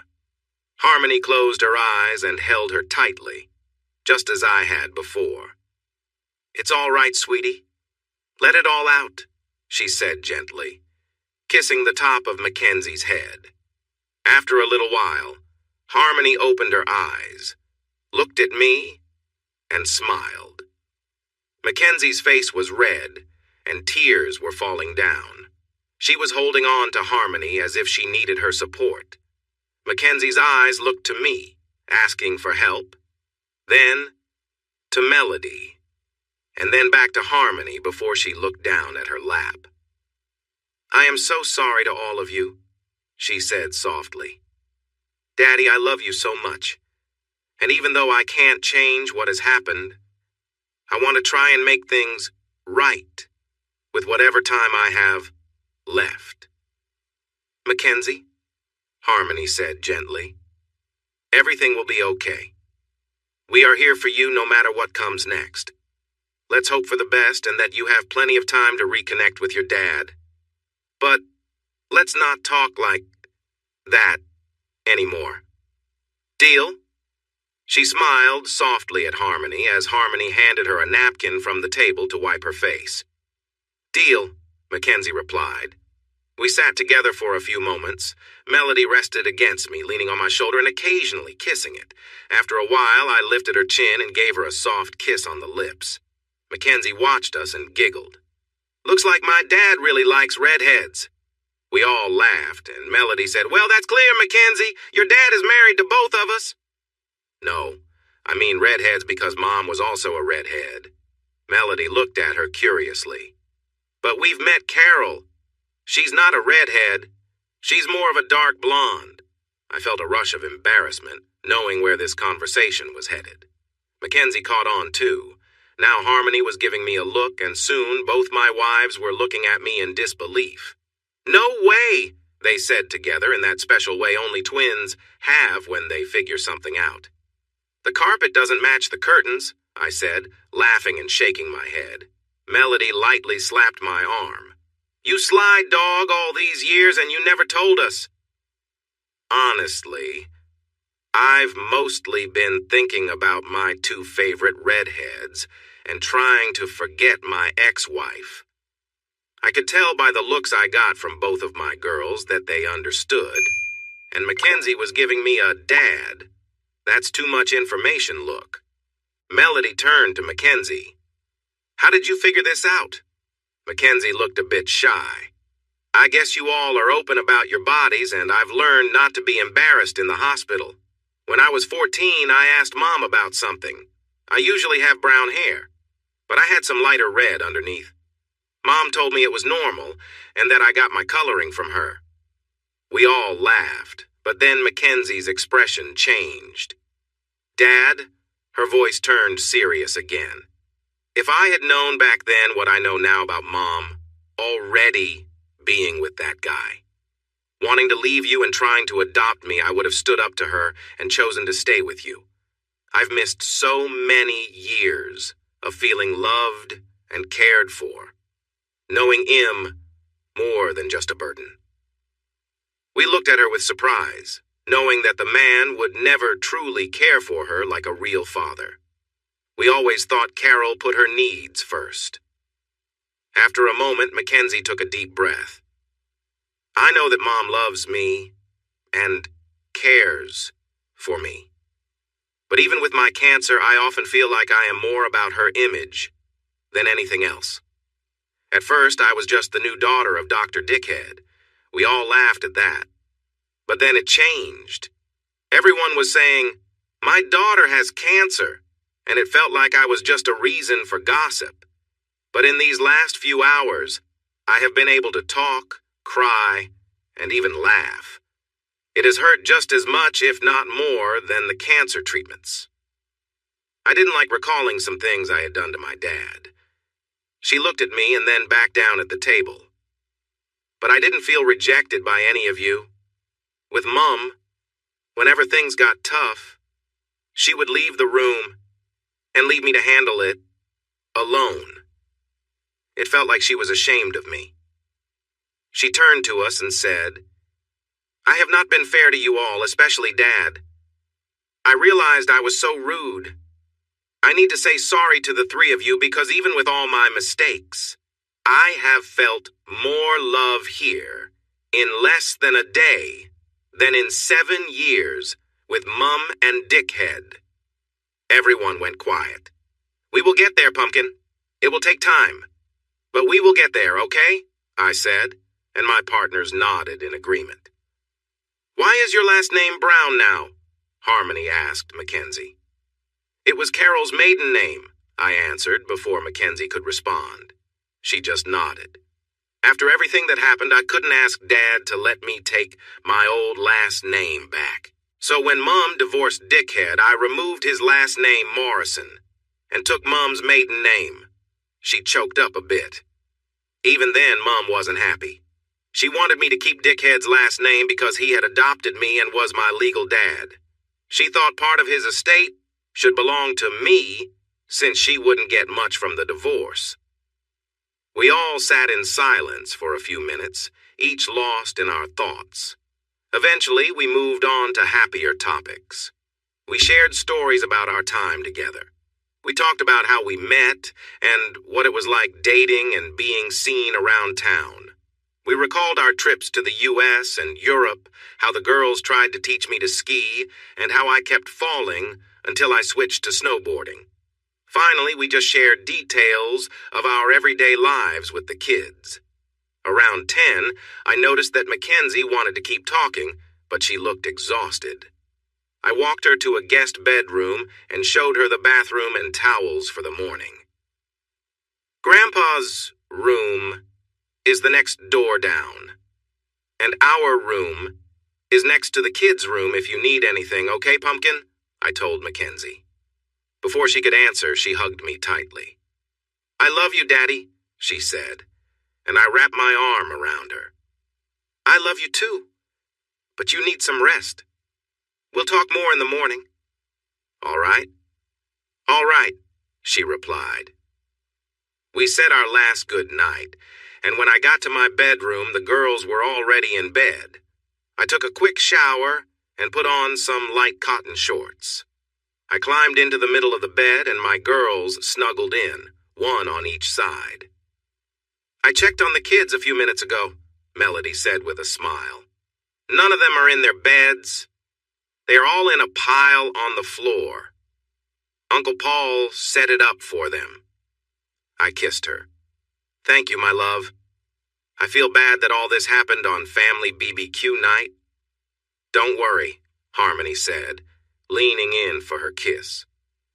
Tonight was surprising, but I saw something wonderful that I never thought I would see. Melody and I looked at her, curious. I saw our man's spirit lifted. No matter how much we love you, the gap that Mackenzie left was something we couldn't fill. And tonight, we saw a bit of you come back. That night I fell asleep holding my wives close, and I slept deeply and peacefully. The next morning, the family got the kids ready for breakfast downtown. Harmony, Mackenzie, and I went to the hospital early to get my test done for matching with Mackenzie's treatment. It would take about 2 days to get the results. Carol called Mackenzie, and she let her know that she was with me for the test and would update her later. I sensed a distance between mother and daughter that I had never noticed before. After our talks the night before, I realized that as Mackenzie and I were reconnecting, the gap between her and Carol might grow, likely due to the things we were learning about how we had been treated. We met the family at one of our favorite breakfast spots. Everyone was there, and I smiled, seeing 3 generations together. It was lively, with kids running around, parents and grandparents enjoying their coffee, and the staff trying to keep up. I noticed that Mackenzie always sat close to me during those early days. Melody or Harmony would often give up their spot so Mackenzie could sit beside me. A few times when we had our 4 children on our laps, little Grace would always want to be next to Mackenzie and followed her whenever she could. Out of my 4, she took a special liking to her older half-sister and always wanted to be around her. Carol joined us at one point but didn't stay long. I think it was the way my girls looked at her and how Mackenzie kept telling her that she was fine and didn't need her constant attention. When Carol started talking about how tough it had been for her and how much she had to sacrifice for Mackenzie's treatment, everyone seemed to ignore her, including Mackenzie. 2 days later, when my test results arrived, everything changed with Carol. I found out I was a perfect match for Mackenzie, and if we acted quickly, we could fit into her treatment schedule without much trouble. Since Mackenzie's doctor was already in Sydney, I arranged to take a week off work to bring Mackenzie for the first step in her treatment in just 2 days. You can't be serious, Terry. Mackenzie and I can't just go to Sydney like that. I need to organize things, Carol complained as we explained our plans. We were on my back deck while Harmony helped Mackenzie pack some essentials, and Melody looked after the kids with Paul and Kim. Carol, this isn't up for discussion. We're going to do this no matter your plans. This is a chance to get treatment the day after tomorrow in Sydney. Terry, we have to get everything ready, book hotels. I can't be there, so it won't work, she said, her frustration clear. I smiled and said, That's not a problem. You don't need to be there. What do you mean? Carol asked, surprised. You're not the one who needs the treatment. Mackenzie and I are. I'll take care of all the travel and accommodation. But I have to be there. She was becoming more upset, and her old anger was showing. What right do you have to decide what I can do with my daughter? Carol scolded. Remember, she's not your daughter anymore, so step back, Terry. She can't go until I say so. Carol crossed her arms and glared at me. Mackenzie approached and said, Mom, would you actually stop me from getting the best treatment just because it's not convenient for you? She looked serious. And don't speak that way to someone who can help me no matter what he is to you. Carol seemed taken aback, having not realized Mackenzie was there. Well, dear, of course not. Terry was being a bit difficult, so I was just pointing out a few things, she said, flustered but managing a smirk at me. Mackenzie sat down beside me, and Carol struggled to contain her emotions as Mackenzie held my hand. So these points you mentioned, Mackenzie said. It sounded like you were reminding Dad that you made him give me up. Mackenzie's expression was serious. Is it because you made my teenage daughter sign adoption papers that took me away from my father? For a few minutes, the girls exchanged hurtful words until Mackenzie lost her temper. You lied, Mom, she shouted, her voice filled with anger. All these years I thought Dad stayed away because he didn't want us. I believed he left and never looked back because you and that man said he was just a poor plumber, not a real man. But it was you. You are the one who lied. You cheated on my father with someone who wasn't right for you. Mackenzie had been thinking a lot lately, and she faced her mother. Carol seemed confused. When Dad and I talked the other night, and as we've kept talking these past few days, we've shared a lot. Mackenzie paused for a moment. From talking to him, I can see now that you never loved Dad.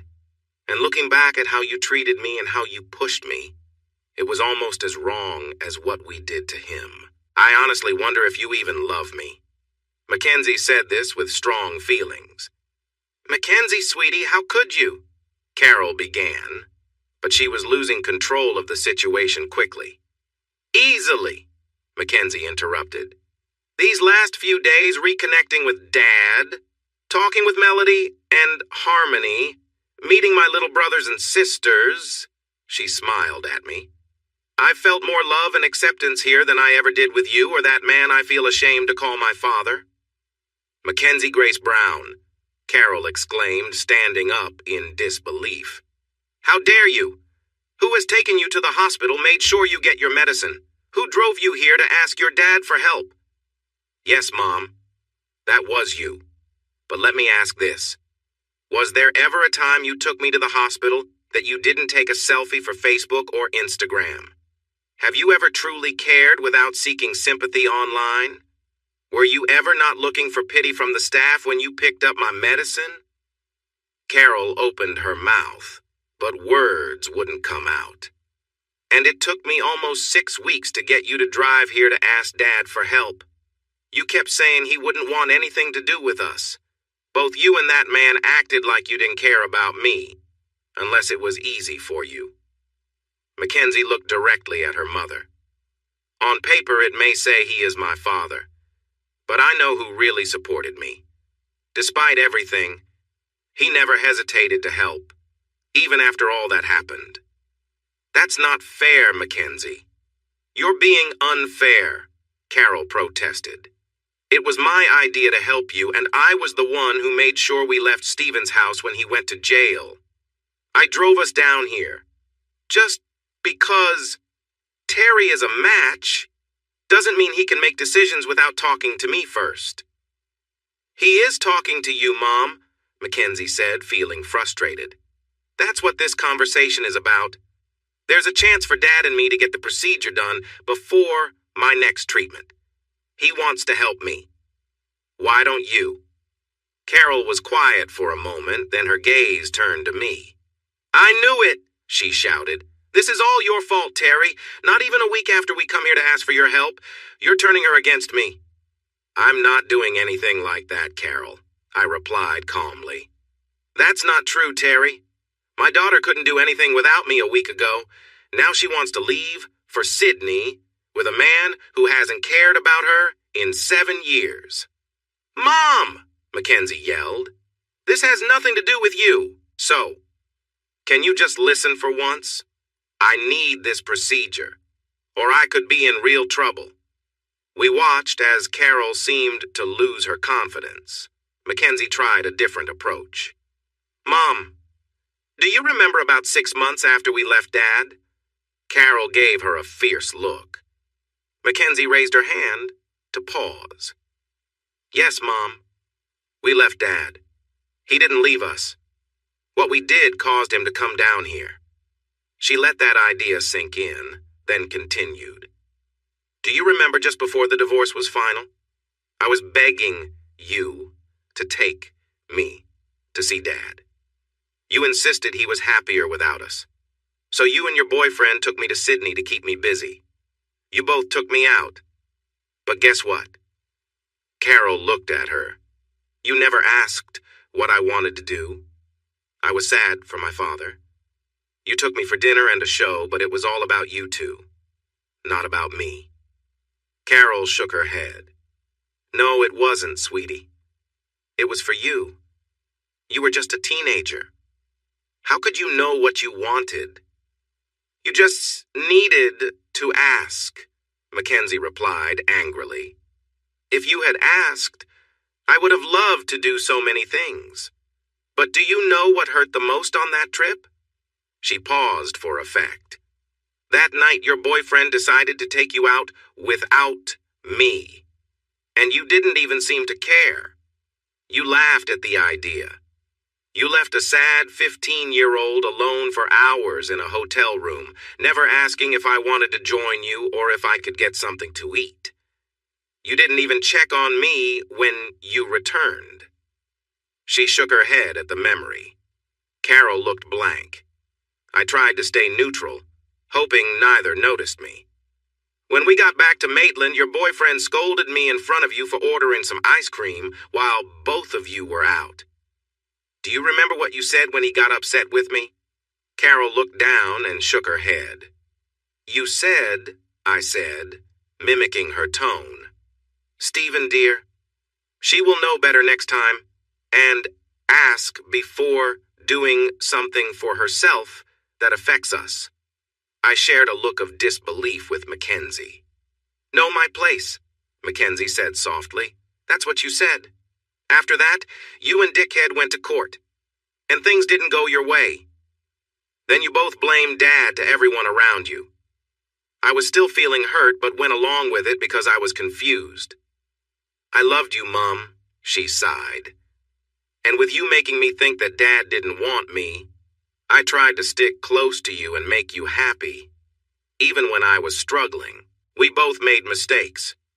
Listen, Mackenzie, Carol said, glancing at me for support, but I just stared back at her blankly. This is not the right time. Are you serious, Mom? 7 years, even taking into account your affair, and you're saying we can't talk about this?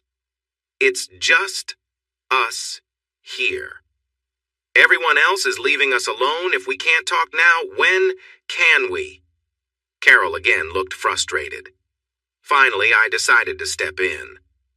Carol, I think you need to see that Mackenzie has some things to sort out, just like we do, probably even more than us. We were adults then, but she had to face all of this as a teenager. She didn't have it hard, Carol shot back. We gave her everything, clothes, trips, the best schools. And what about love? I replied. She had that too. Stephen and I loved her. We gave her everything we could. I think you're missing what love really is. Can't you see it after all our talks? Mackenzie didn't need things. She didn't need to be treated like an object. She needed your time and thoughtfulness. Being a loving parent means understanding what she needs more than what you want. I glanced over at the house where my wives and kids were. I've learned over the past 7 years that love means doing for others to show you care. It means accepting who they are and what they choose to do because you care about them. I sighed and looked back at Carol. When you came the other day with Mackenzie and told me about her illness, I had to push aside so much pain to even consider saying yes. Mackenzie gasped and squeezed my arm. I thought both of you were out of my life for good, but now I have a good job that I enjoy and 4 amazing kids that I can raise better than I thought I could. Plus, I have 2 wonderful wives who love me deeply more than you ever did. It was my time to express my feelings, so I made my point clear. Years ago, I was sitting here with Kim, talking about my daughters and how they matter to me. I looked at Mackenzie and gently patted her hand before turning to Carol. Back then, I was falling in love with both of you. I struggled to understand how I could be with both at the same time. Then, Kim said, "Double or nothing." I agreed, but it means so much more to me now than it did then. Carol, I've come to realize that those words have a deeper meaning. You left me with nothing.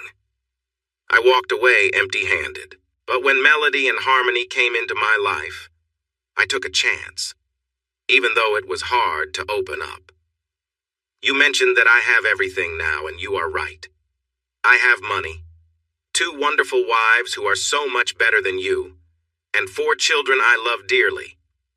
Carol looked shocked, but I continued. I have a great house, and despite everything, I have a chance to rebuild my relationship with Mackenzie. I can help her, but if it hurts your feelings, you need to know something. Carol's eyes were fixed on me. I'm okay with hurting your feelings. Mackenzie laughed beside me just before Carol could respond.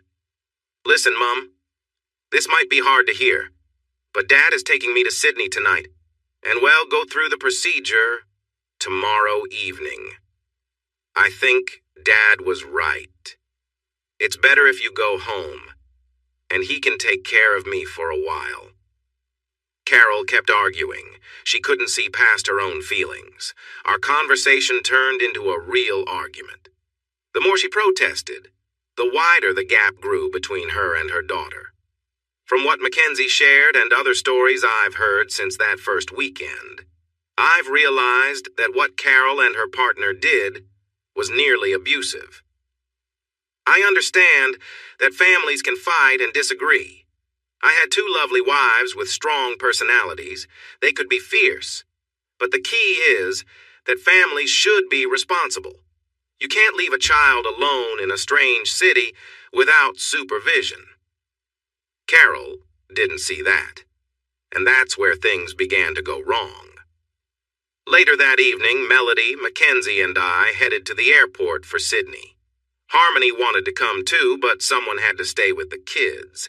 And it seems she lost a game of chance to her sister. The procedure itself was simple for me. They put me to sleep and took some marrow to put into Mackenzie's body, hoping she would accept it. I started giving blood donations after each of Mackenzie's chemotherapy sessions. The idea was that my blood could help her body heal faster. I didn't know much about the science, but it had worked for other patients, so we decided to try it. After her treatments, Mackenzie chose to come to Bathurst with us, which surprised her mother. Carol thought Mackenzie would go back to Maitland after her first visit. The next few months were a bit awkward. Mackenzie moved in, and it took everyone time to get used to that. She arranged for her belongings to be sent to her, not wanting her mother to handle it. During the day, she spent a lot of time with the kids and would often join my daughters and me in the evenings. We talked a lot about her experiences with her mom and the tough times she faced. My daughters and I were shocked by some of her stories. Mackenzie and I shared many tears as we grew closer again. Overall, I was happy to have her back in my life, but everything changed on my birthday. I woke up early to unexpected but pleasant surprises. Melody was beside me, smiling. She greeted me cheerfully, wishing me a happy birthday.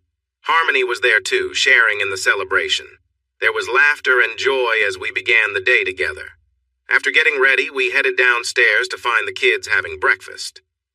William, Martha, and Mackenzie exchanged knowing looks. "Happy birthday, Daddy," my kids exclaimed in unison. For the next 20 minutes, I focused on their gifts, which were sweet and heartfelt, including socks and a colorful card covered in crayon drawings. Melody gave me a brand new Remington 308 rifle, as I had taken up target shooting about a year ago. Harmony surprised me with a beautiful 16x50 scope, which I could tell must have cost a lot. William and Martha had gotten me a spotting scope for the shooting range, and I don't know how Mackenzie managed it, but she got me a high-quality bipod stand. So now I had everything I needed for long-range target shooting. I sat on the couch, ready to open my gifts, when Mackenzie came over. She seemed nervous as she sat down on the coffee table next to my presents. "What's wrong, Pumpkin?" I asked. Without saying anything, she handed me another gift. This one looked old, with worn wrapping paper that was close to falling apart. I blinked in surprise. Tears filled her eyes as she said, "This is for you, Dad." I opened the card and she explained, "I wrote this the week before your birthday over 7 years ago." The card was simple, with a golf ball on the front. Inside, there was a handwritten note. "Dad, I don't know what I did to make you not want to see us these last few months. I really miss you. But Mom says we can't talk to you because soon Stephen will be my new dad. I'm not sure I want a new dad. I miss my old one. I hope you have a happy birthday. I love you, Dad. Your daughter, Mackenzie." I gently put the card down and looked at Mackenzie, then at the gift. The room was quiet.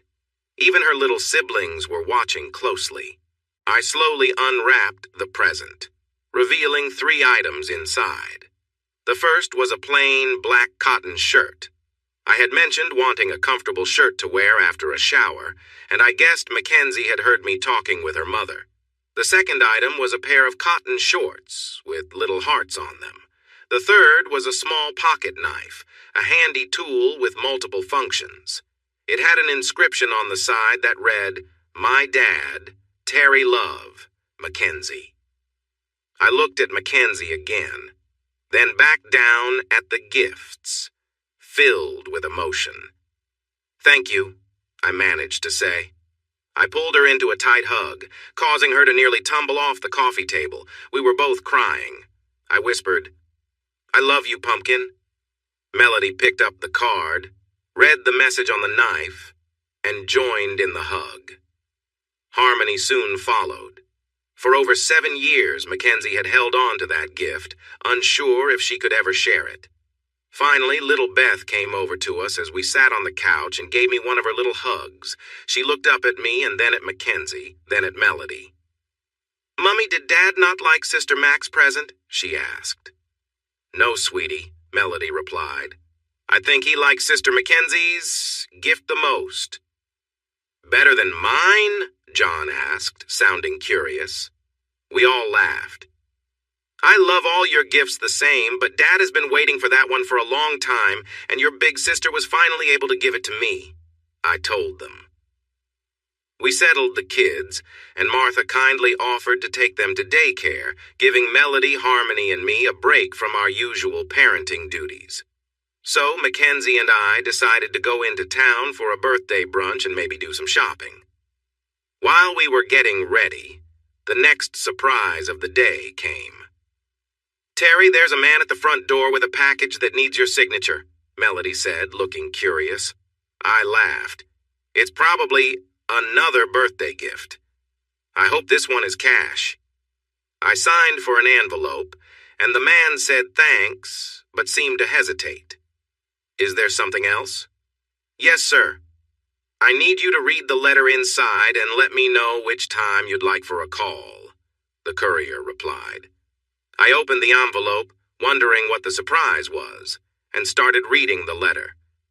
"You have to be kidding me," I exclaimed, and not happily. "What is it, dear?" Harmony asked, coming down the hall with some shoes in her hands. "The guy is asking for a video call today. He says he has something important to tell me." I looked again at the letter. He picked 3 times, 10:30, 12:30, or 3:30 today, using something called Microsoft Teams. I turned to the courier. "You're not just a delivery guy, are you?" "No, sir," he replied. "I'm actually from the Department of Corrections. If you agree to one of the times, you'll provide instructions to connect with the person." He looked a bit uncomfortable. "I'm sorry for the bad timing. We were going out." "It's his birthday," Melody said, taking the letter from my hands to read it. I glanced at the courier, waiting for our answer. Great. Just what I needed to spoil what started as a nice day. I looked closer at the delivery man. I was having a good morning, looking forward to brunch with my wives and our daughter, and now this guy wants to chat urgently. "I'm sorry, sir. I know this isn't the best time, but I need a response," the man said, blushing a little. I looked at Melody and she nodded. "Let's go with the first time, 10:30, so we can move on to lunch afterward. What do I need to do?" The courier began to check his folder. "Do you have a computer with internet access and a webcam?" he asked. "He does. Just let me handle that," Melody said. "He'll take care of it." He provided us with the details and a number to call if we had any issues, then left. I told Harmony and Mackenzie about the delay and why. They were both surprised, but also curious. Why did he want to talk? Melody set up the laptop with Microsoft Teams for me and connected it to the TV so the 3 girls could see the call without being on screen. At the scheduled time, we logged on and waited. Then, 2 people appeared on the screen. The first person on the call was Stephen Morrison. The second was an officer from the Department of Corrections. The officer spoke up first. "Mr. Other, thank you for agreeing to speak with Mr. Morrison today. I'm here to set some rules. While this call is private, much like an in-person visit, the department reserves the right to monitor if any sensitive or prohibited topics are discussed. Do you agree to this condition, Mr. Other?" "I do," I replied. "Then he'll leave you to it. This call is limited to 30 minutes. If more time is needed, you'll have to schedule another call." With that, he left the room. I turned my gaze to Morrison. "So," I began. "You know I can't stand you, right?" Morrison wheezed, his voice as irritating as ever. It had a smugness that always grated on me. He looked heavier, too. Before prison, he was on the pudgy side, but now he seemed to have gained a lot more weight. I laughed. Feelings mutual, Morrison. You are the reason for just about every bad thing that's ever happened in my life. Before he could say anything, I started listing. First, you messed around with my wife for over a year. Second, you convinced her to leave me, making her think you were somehow the better choice. I continued counting on my fingers. Third, you pushed my daughter to cut me off. He smirked, but I kept going. Fourth, you publicly threatened me when my mother had just been diagnosed with cancer. His smile faded. And last, you even tried to hurt me, leaving a mark on my life like no one else. I honestly can't understand why I'm, even here, listening to you now. So, I finished. I'll give him this, he didn't take the bait right away. He paused, thinking over his next words. You know, he began slowly, when Carol and I first got involved, we tried to keep it quiet. She still had feelings for you, but I knew I could offer her something she didn't have a life away from someone who fixed pipes for a living. He glanced at me, waiting for a reaction, but I just stayed silent. I had wealth, a prestigious job as a surgeon, and a nice house. She wanted a new life, and I gave her that. He leaned back, a smug look on his face. Did you ever get close to her? He wore a smirk. I shrugged. No, I never really wanted that. I thought it was too complicated. He lost his cool for a moment, and I could hear muffled laughter from the other room where the girls were watching. He quickly brushed it off. Once I had her attention, she was mine. It didn't take much for her to leave you. My big win was getting her to let me take care of Mackenzie. That means you don't have a say anymore. He smiled. Even now in here, Mackenzie is my responsibility. I've treated her to trips, nice gifts, and things you couldn't provide. While your ex-wife misses me and waits for my release so we can be a family again, your daughter is living well. I raised an eyebrow but kept my face calm. He seemed unaware of the changes in our lives. I knew all about his divorce from Carol and that I was helping Mackenzie through her illness, and she was in the other room, listening to everything. Oh, yes, Carol still likes me a lot. Mackenzie comes to me for advice about money in college. Your move to help her with school was appreciated. They were both glad to be away from you. Mackenzie celebrated with friends that night, but later came to me for support when I ended up here. He gestured around him, trying to act as if he was here by choice. I sighed, tired of his bragging. I could hear someone cursing in the other room. I knew it was Mackenzie who couldn't stand this guy. So what do you want? I asked. I want to help you connect, he said simply. Connect? I replied. He sighed and spread his arms, trying to get my attention. I remembered this act from our earlier meeting and it felt pointless now, just like it did before. Yes, connect, Terry. He used my name, hitting a nerve. Since you're not involved with your family anymore, there are things you wouldn't know. He paused, letting his words settle. I'm offering to help you reach out to your ex-wife and daughter in exchange for your help if you follow along. I scoffed. Why would I want to talk to my ex-wife or daughter at all? They put the blame on me for, as you say, fancy trips, nice things, and a sense of being better than others. So don't be surprised if I don't see anything impressive in the person in front of me. But I still want to know, why would I want to see them? He leaned in, like he was about to share a secret. Because no matter what you think about Carol, me, or especially Mackenzie, she is still your blood. When I tell you this, you will want to see her more than anything else. But I have a favor to ask first. At this point, it was clear what he was aiming for. He wanted something from me to share that Mackenzie was unwell. I decided to act a little clueless. I still don't see why I would want to talk to them, let alone help someone I have every reason to feel angry with if we were in the same place. How's your jaw? By the way? I smirked back at him. He chuckled and shook his head. Terry, my foolish and unwise friend, my jaw's fine, but when I tell you my news, you will forget all about it and will be begging for my assistance. Come on, enough with the drama. You're a loser and from what I hear, pretty sad in life. So let's get on with it, I said, frustrated. He laughed, thinking he had the upper hand. We're nearly there, but first I need something from you. All right. Tell me what you want to say. He chuckled. First, I want you to agree to pay me $100,000. It doesn't have to be all at once. I have a few years to get it, but I need something for my troubles. Understand? I wanted to laugh, but held it back. Sounds like you have more than one request? I do. I want you to have your sister talk to the DA and ask them to lighten my sentence. So, you want money and a favor to lessen your sentence for some big news about my daughter that you think will make me look up to you? Let's just say both requests could be questionable. It is important news, he said, his grin broad, thinking he had me cornered.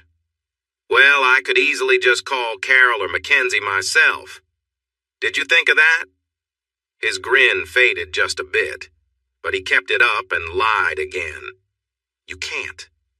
They have new numbers, and they are in a place you can't find them. You're just a plumber with no connections. If he only knew.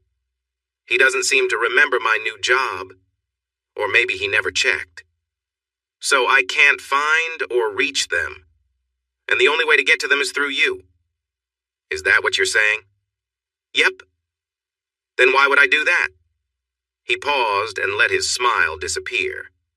Because Mackenzie is very ill. She can hardly move. Really? He took on a serious expression. Yes, really. Even though we've had our differences, if you help me, I can connect you with Carol and Mackenzie so you can say your goodbyes to the girl you once called a daughter. Today is your birthday, and I wanted to give you this chance. You help me, and I'll help you connect with Mackenzie because I know you still care about her. I'm not a complete monster. He tried to sound wise. I started to laugh. I let it start from my toes and build up.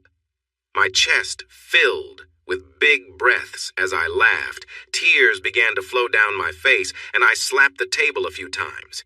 He just sat there smiling. But when I started to calm down, he became serious again. Terry, this isn't a joke. Mackenzie is in serious condition, and you need me to reach her and say goodbye. If you don't, you will live with that regret forever. I wouldn't want to stop my daughter from seeing her father one last time. I tried to stop laughing and signaled to the girls. Oh, sorry. I think you misunderstand my laughter. Honestly, it couldn't be further from the truth. This has been one of the most amusing conversations I've had in a while. You're right about today being my birthday, and your offer has really given me some amusement. But I need to be clear about a few things before I give you a real answer to your request. Okay? Okay, if you can be serious, I can handle it, he replied. At that moment, all three girls walked into the room, all dressed up and ready to celebrate. Melody wore a light blue summer dress with her hair pulled back and her makeup done. Harmony also wore a yellow version of a summer dress, her hair styled similarly. Mackenzie wore jeans and a summer blouse, her hat with a wig on, looking a bit upset. I held out my left arm, and Harmony came into view, sitting down on a chair she brought.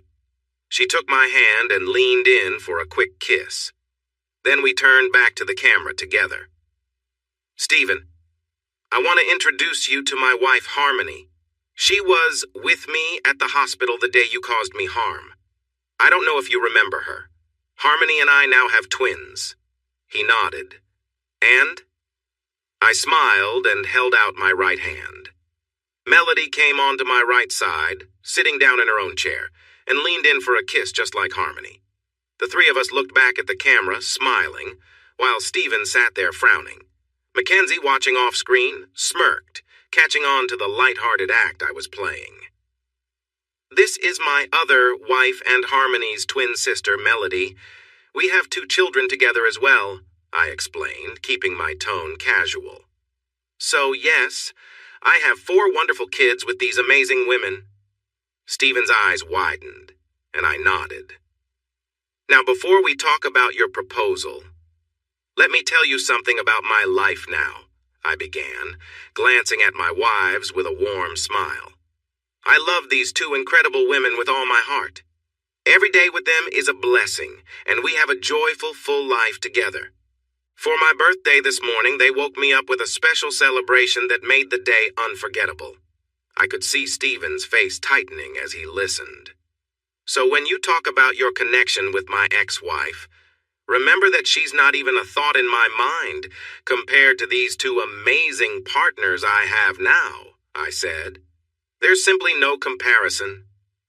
Stephen's eyes kept shifting between Melody and Harmony, who were smiling back, clearly supportive and full of affection. I think I know why you hold on to so much anger, Stephen, I continued. Perhaps you can't get over the past, but I'm here to tell you I've moved on. My life is full of love and happiness, and that's something I wouldn't trade for anything. Stephen's face turned red, and he leaned forward, muttering, But, you're just a plumber. None of this can be real. You're lying. Harmony chuckled, giving him a calm, knowing smile. Sorry, Stephen, she said, but Terry is our partner and our love, and that's the real story. She smiled and glanced at me, then back at the screen. Stephen, as you can see, I have no interest in reconnecting with Carol. This brings me to the next part of your request. I'm proud to be a plumber. Sure, I've had some messy jobs, especially during my early days, but it's honest work, and I'm not ashamed of it. I paused, letting a small smile form. But for a while now, I haven't been just a plumber. I let that sink in for a moment. Since I left Maitland, I've been the National Quality Manager for Delotes, Inc. My wives here are actually the daughters of the owners of the company, William and Martha Delotes. You might remember them from the night we first met? I raised an eyebrow, watching the realization dawn on his face. Yes, Stephen, they are my wife's parents. You think I'm struggling? On the contrary, I am part of a family with more resources than you can imagine. I paused again, allowing the reality to hit him. He took the bait. So what? He sneered. You're some big shot now, but without me, you won't be able to find Mackenzie and talk to her before it's too late. And now that I know you have money, I want $500,000 before I let you see your precious daughter. I looked thoughtful. Stephen, I said calmly, using his name to signal I was considering his words. The way you're talking makes it sound like you never really cared for Mackenzie. He laughed bitterly, shrugging. Not really, no, he admitted. She was just part of the deal with Carol. Carol thought if I adopted her and set a restraining order against you, it would keep Mackenzie under control and keep you out of our lives. She thought it would drive you crazy. I couldn't have cared less about some moody teenager who cried most nights, missing her dad. Off camera, Mackenzie listened, and I could sense how her feelings were shifting as she heard the truth. Stephen continued. Sure, she was annoying most of the time, but occasionally she served a purpose.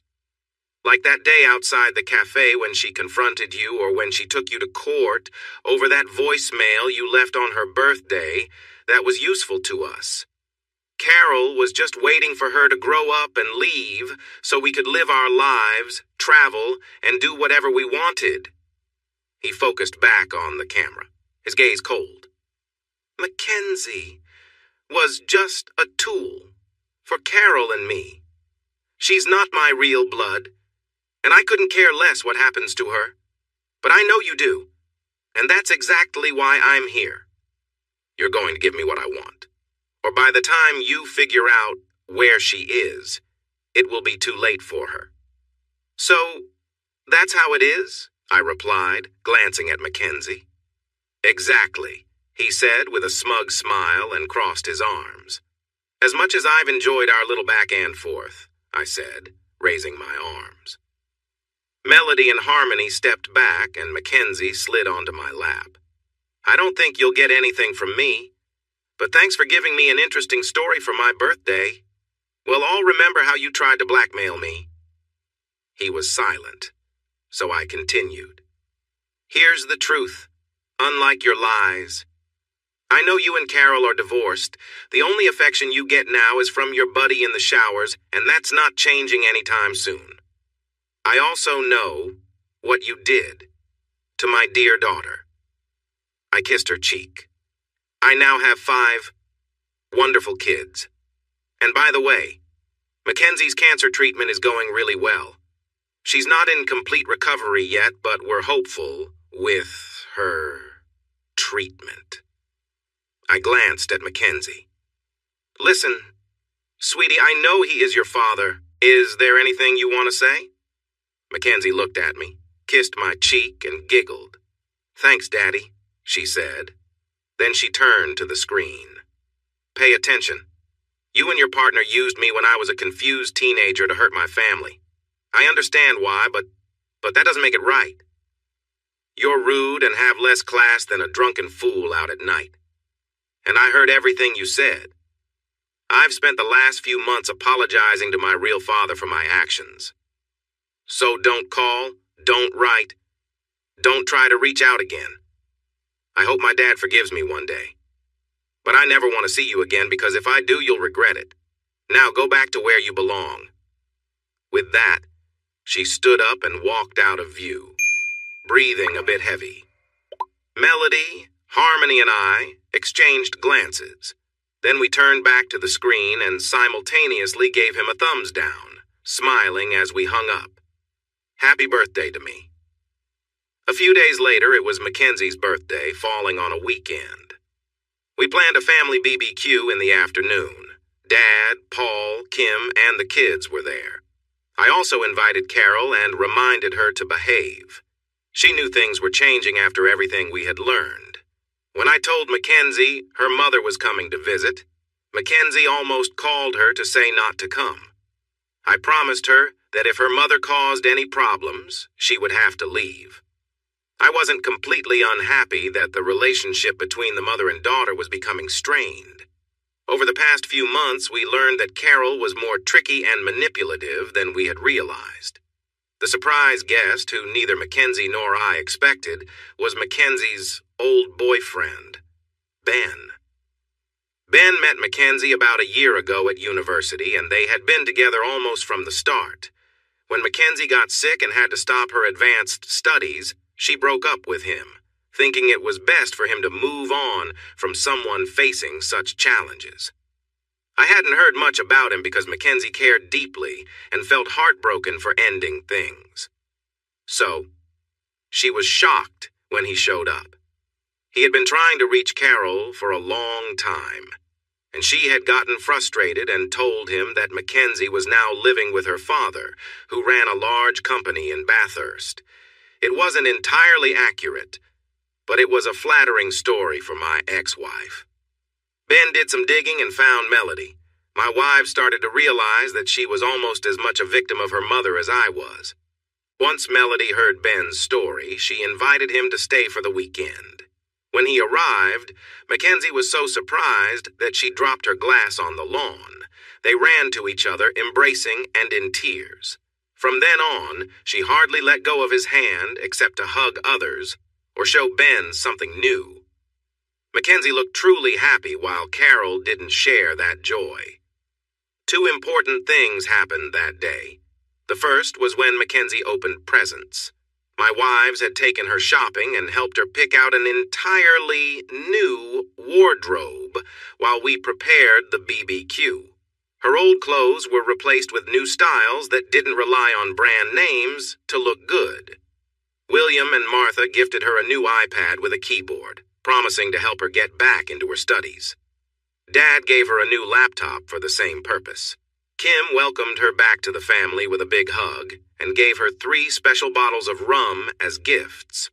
Later, I noticed Kim seemed emotional, but she said it was just allergies acting up. Still, she was happy that Mackenzie was home. I had 3 gifts for her, too. As we gathered to open them, the excitement grew. The first was a beautiful journal and a nice pen. I told her it was for her to write about her journey ahead. I wanted her to write down her thoughts and feelings, the ups and downs, so she could look back and celebrate her journey after getting through her illness in the years ahead. Everyone cooed at the gift. The second gift was similar to the old present Mackenzie had given me a few days before. The wrapping was a little worn. The card was slightly faded, but as she held it, we both began to cry. We both knew how special this gift was. She opened the card. It had a picture of cartoon teenagers at a party. Inside, it said, "Party on, happy birthday." But like the card I gave her, I had written a note. "My dearest Mackenzie, I miss you so much.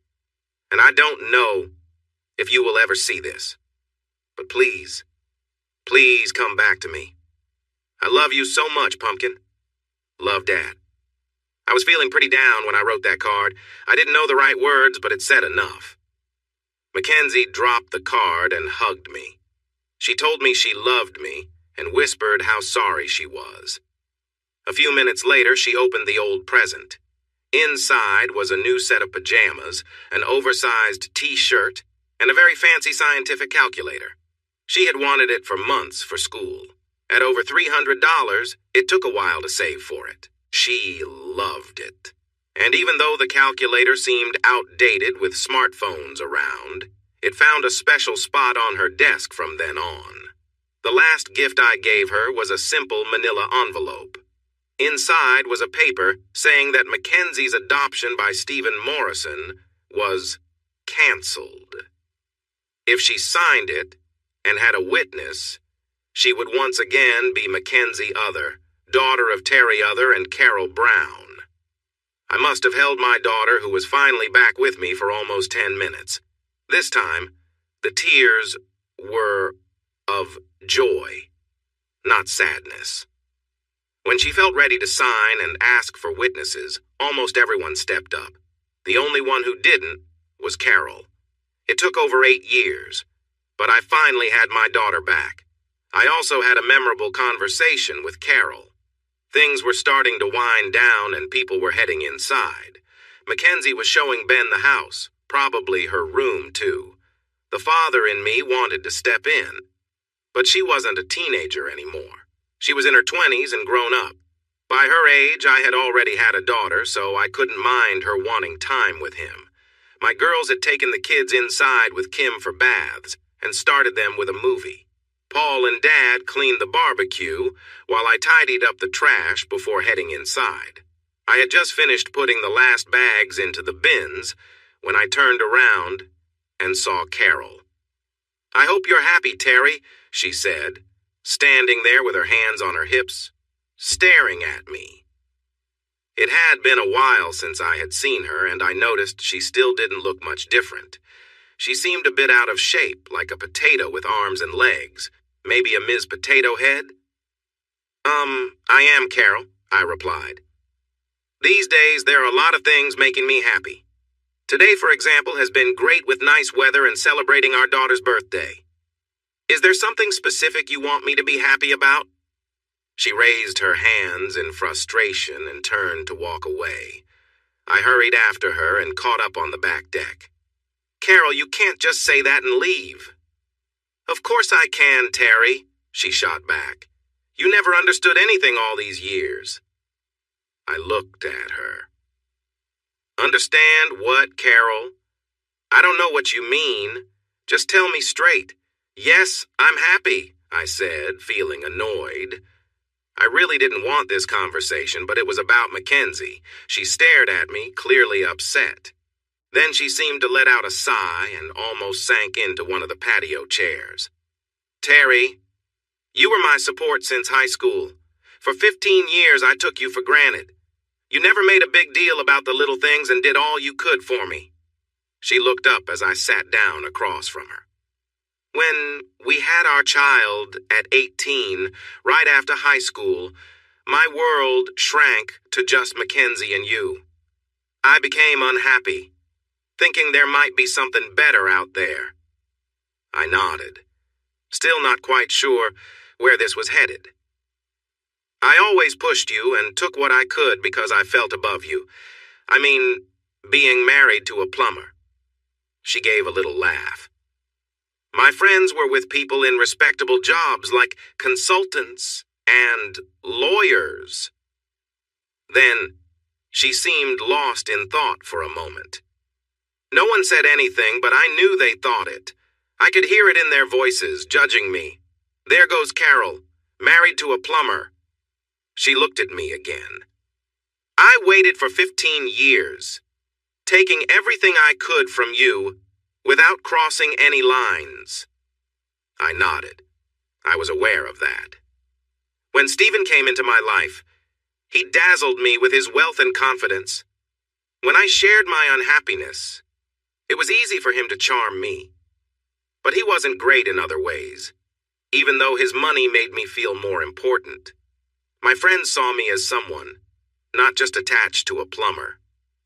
She sat quietly for a moment, thinking, and then suddenly looked straight at me, her eyes filled with intensity. "But you had to ruin everything. You couldn't just give me what I wanted. If you hadn't gone to the hospital that night and given Mackenzie's money to me as I'd asked, I'd still have Stephen's wealth, his social standing, and everything that came with it." I sat back, shocked. I had hoped Carol was here to apologize, but clearly she wasn't. She stood up, starting to pace. "Stephen and I were happy, Terry. We were happy. In a few years, you would have been a distant memory, and Mackenzie would have come around, learning to love Stephen. We could have been a happy family. But you just couldn't leave us alone." "Carol, no, Terry. You listen to me for once." Her words came out in anger. "You ruined my life. You always did what you thought was right, not what I wanted, and now you're here with those two women." I stood up, anger sparking in my own voice. "Carol, don't speak like that. Be quiet, Terry," she yelled, louder than I'd ever heard her. Her tone shifted to bitter pleading. "Every time, you come out on top, and I lose. You keep taking everything from me. It's all your fault. You took my daughter, you took the money, you took my status. Everything's about you. Why can't you just go away?" She went on, her voice bitter. "Now I'm stuck in a dead-end job with no way to move up. You'll always be the wife of the surgeon who snapped and tried to hurt you because of my choices. You've got this big house, money, respect in the community, and a happy family. And I'm left with nothing." "Are you finished, Carol?" I asked, crossing my arms and looking at her. "Not even close. You've ruined everything, and you always have to be the hero. Well, now it's my turn." I couldn't believe what I was hearing. My family had kindly invited her into our home, and she was ranting about my life, my family, and my happiness I'd built with Harmony and Melody after she'd left me. I took a breath, ready to respond, but we were interrupted.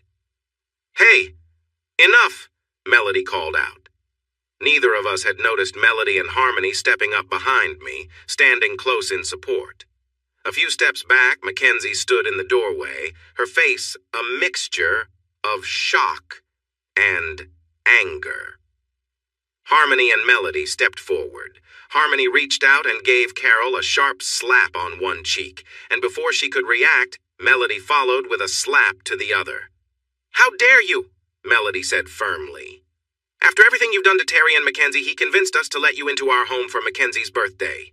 No one, and I mean no one, wanted you here.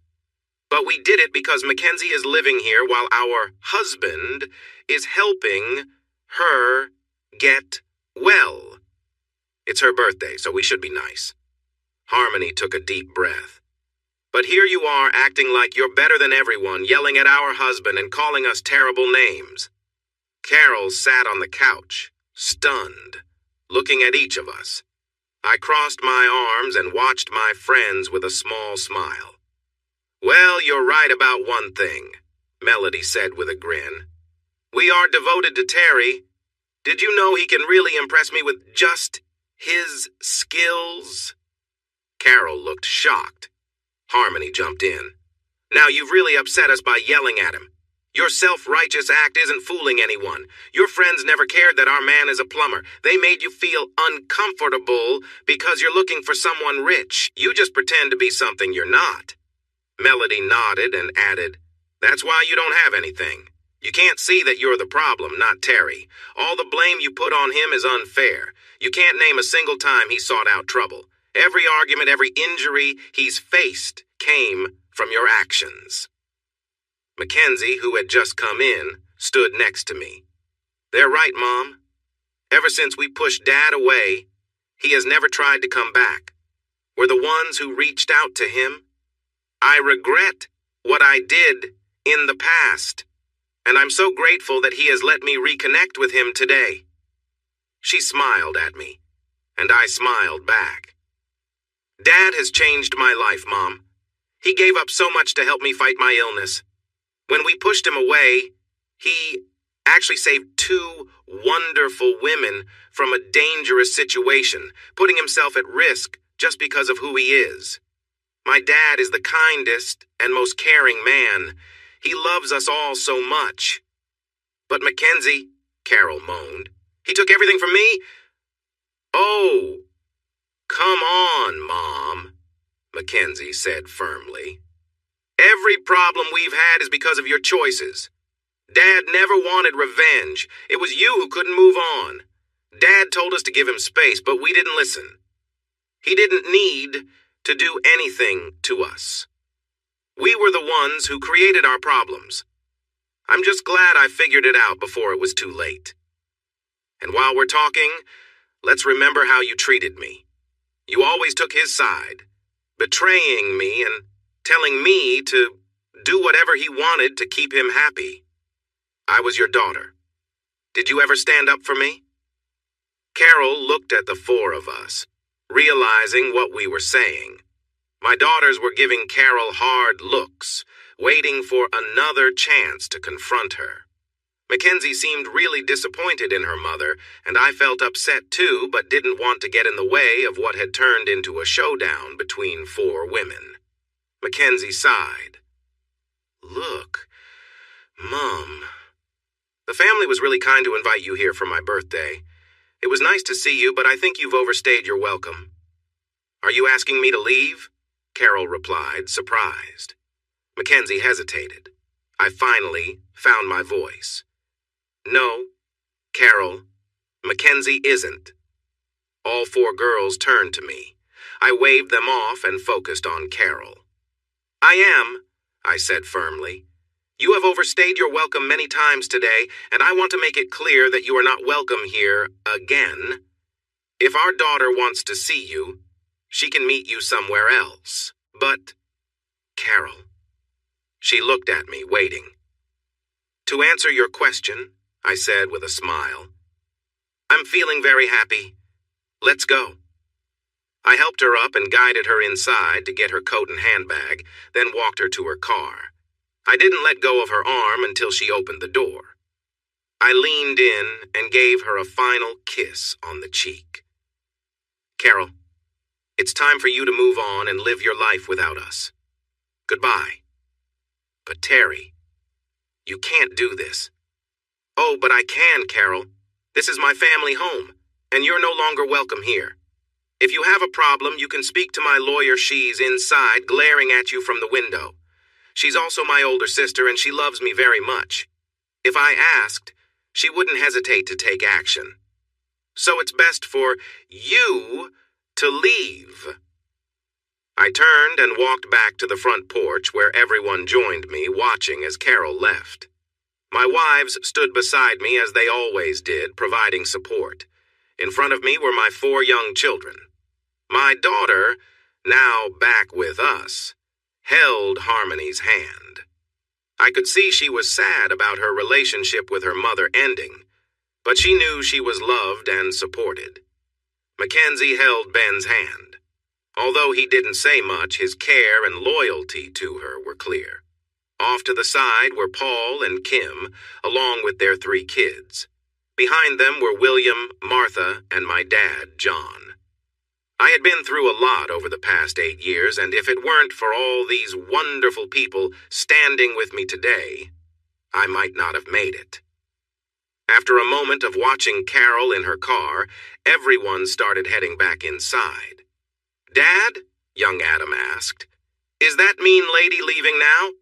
I ruffled his hair. "Yes, Adam, she's gone, and I don't think she's coming back." "Good," he exclaimed, running inside to join his brother and sisters.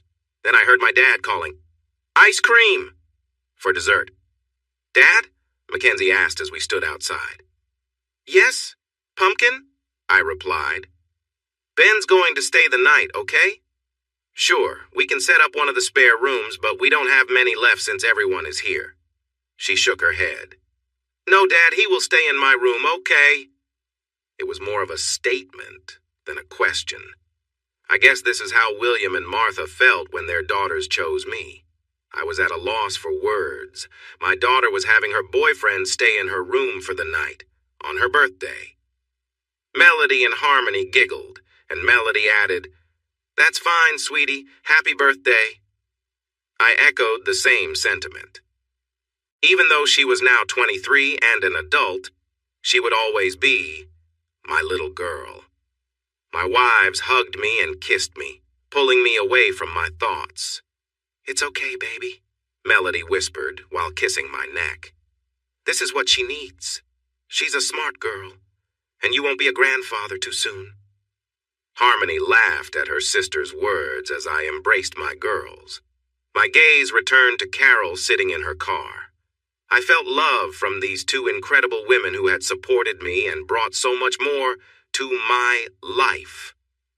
But then, I noticed Carol in her car, trying to convince herself to leave. For a moment, our eyes met, and I felt sorry for her.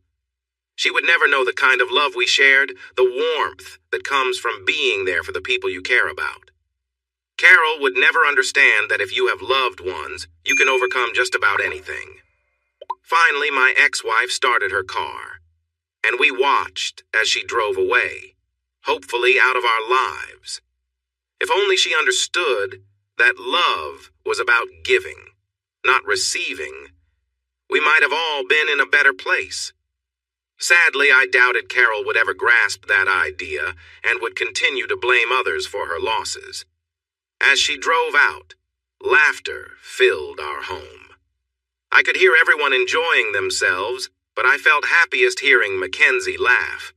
Soon, Melody and Harmony pulled me inside, where we gathered around a big birthday cake and sang happy birthday to my daughter. Life was good. 5 years later, the letter had arrived in the mail almost a week ago, but she hadn't opened it. Bills were straightforward. She either paid them or pushed them aside until she had the money. That evening, as she returned to her small apartment close to work, she tossed her bag on the couch and walked into her little kitchen. She warmed up some leftovers and poured herself a small glass of inexpensive red wine as she stretched.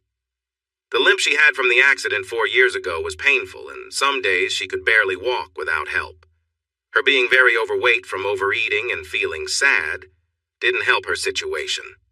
She sat back down on the couch, turned on the news, ate her simple dinner, and drank her wine. They didn't go well together, but it was what she could afford. When she placed her bowl on the side table, her hand touched the letter and she jumped back as if it might hurt her. For several minutes, she just stared at the letter, then let out a deep breath Finally, she pushed her hair back, picked up the letter with her fingers, and opened it. Although it wasn't the neatest writing, it was handwritten. His words were always easy to understand. She even smiled at the spelling and grammar mistakes. He was a plumber, not a writer. She took a sip of her wine and began to read. Carol, I hope this letter finds you in a better place than when we last met. I hope that your injuries have healed and you have found some peace after what happened. I can't say I was happy with your response, but I don't blame you for what your former husband did. Who knew he would be at the hospital that day? But now he is gone, and you have to face the results of your choices. All I wanted was for both of us to support Mackenzie through her last treatment. I thought inviting you would be a kind gesture. I may not have liked you for a long time, but you were there at the start of our daughter's battle against cancer, so I wanted you to be there at the finish. Unfortunately, things became too complicated. It took almost a year for Harmony to walk again after you and your husband hurt her. Today, she is almost fully recovered, though her leg still hurts when the weather changes. Honestly, you are lucky he passed away that day. Otherwise, I think his words could have put you in a lot of trouble. Next, what were you thinking? Everyone knows I would never have done what you told Harmony I did, and she believed me. By the way, Melody's hand has healed from the injury she received that day when he tried to harm us. Just so you know, none of us forgive you for your role in what happened. I should tell you that my love for my wives has grown even stronger. We care for each other more each day, especially after that day when they showed their support, helping Mackenzie and me. Their love keeps me strong when I think about you and all the hurt you caused. Once again, you couldn't leave well enough alone and had to push the wrong buttons. If you hadn't, he might still be alive, and the past 4 years wouldn't have been so hard for all of us. Believe it or not, Mackenzie asked me to write this letter to you. She asked me to be honest, so here it is. About Mackenzie, our daughter, I am so proud of her. She fought through cancer and earned her degree. She married Ben, and they just welcomed their first child. Can you believe we're grandparents? After all this time, this is the real reason I'm writing. Mackenzie and I talk about you often, but she hasn't reached out again because she feels hurt and ashamed, Carol. After that man passed away, she felt embarrassed to be your daughter. I tried telling you many times that you needed to care for more than just yourself. You needed to show kindness and understand what true love is, but you never did. Because of this, you lost the chance to have a relationship with your daughter, her husband, and our grandchild. I've included a couple of pictures of Mackenzie, Ben, and little Jordan. He's a lively child with big brown eyes and strong hands. Mackenzie thinks he might be a plumber like her grandfather someday. I'm not sure, but I will support him if that's what he wants. I don't expect birthday or baby shower invites. There isn't much goodwill for you in the family. Part of that is my fault, because I can't say anything nice about you. I wish I could feel different, but I will always carry anger for the pain you caused my family. And before you try to blame me for my words, remember this is on you. You started this when you cheated on me, Carol. It's your actions that led to this situation, so it's your responsibility to fix it. None of us who once cared about you feel any obligation to help you now. I'm not sure if I'll write again. Maybe in a few years, if I feel differently. But none of us want any contact with you. So please do us a favor, and don't write back. Carol read the letter 3 times, then carefully folded it and put it back in the envelope. In her small bedroom, she had a box of cherished items. She placed the letter inside the box with old photos. There were pictures of her and Terry on vacation, smiling and enjoying Bali.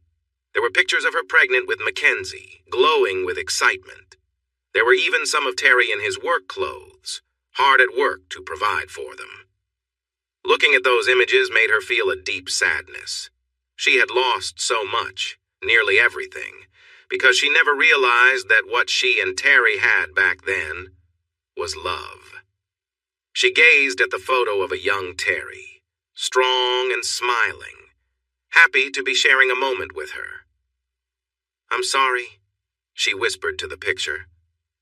But even as she cried quietly, no one was there to hear or care. Hey everyone! Thanks for watching.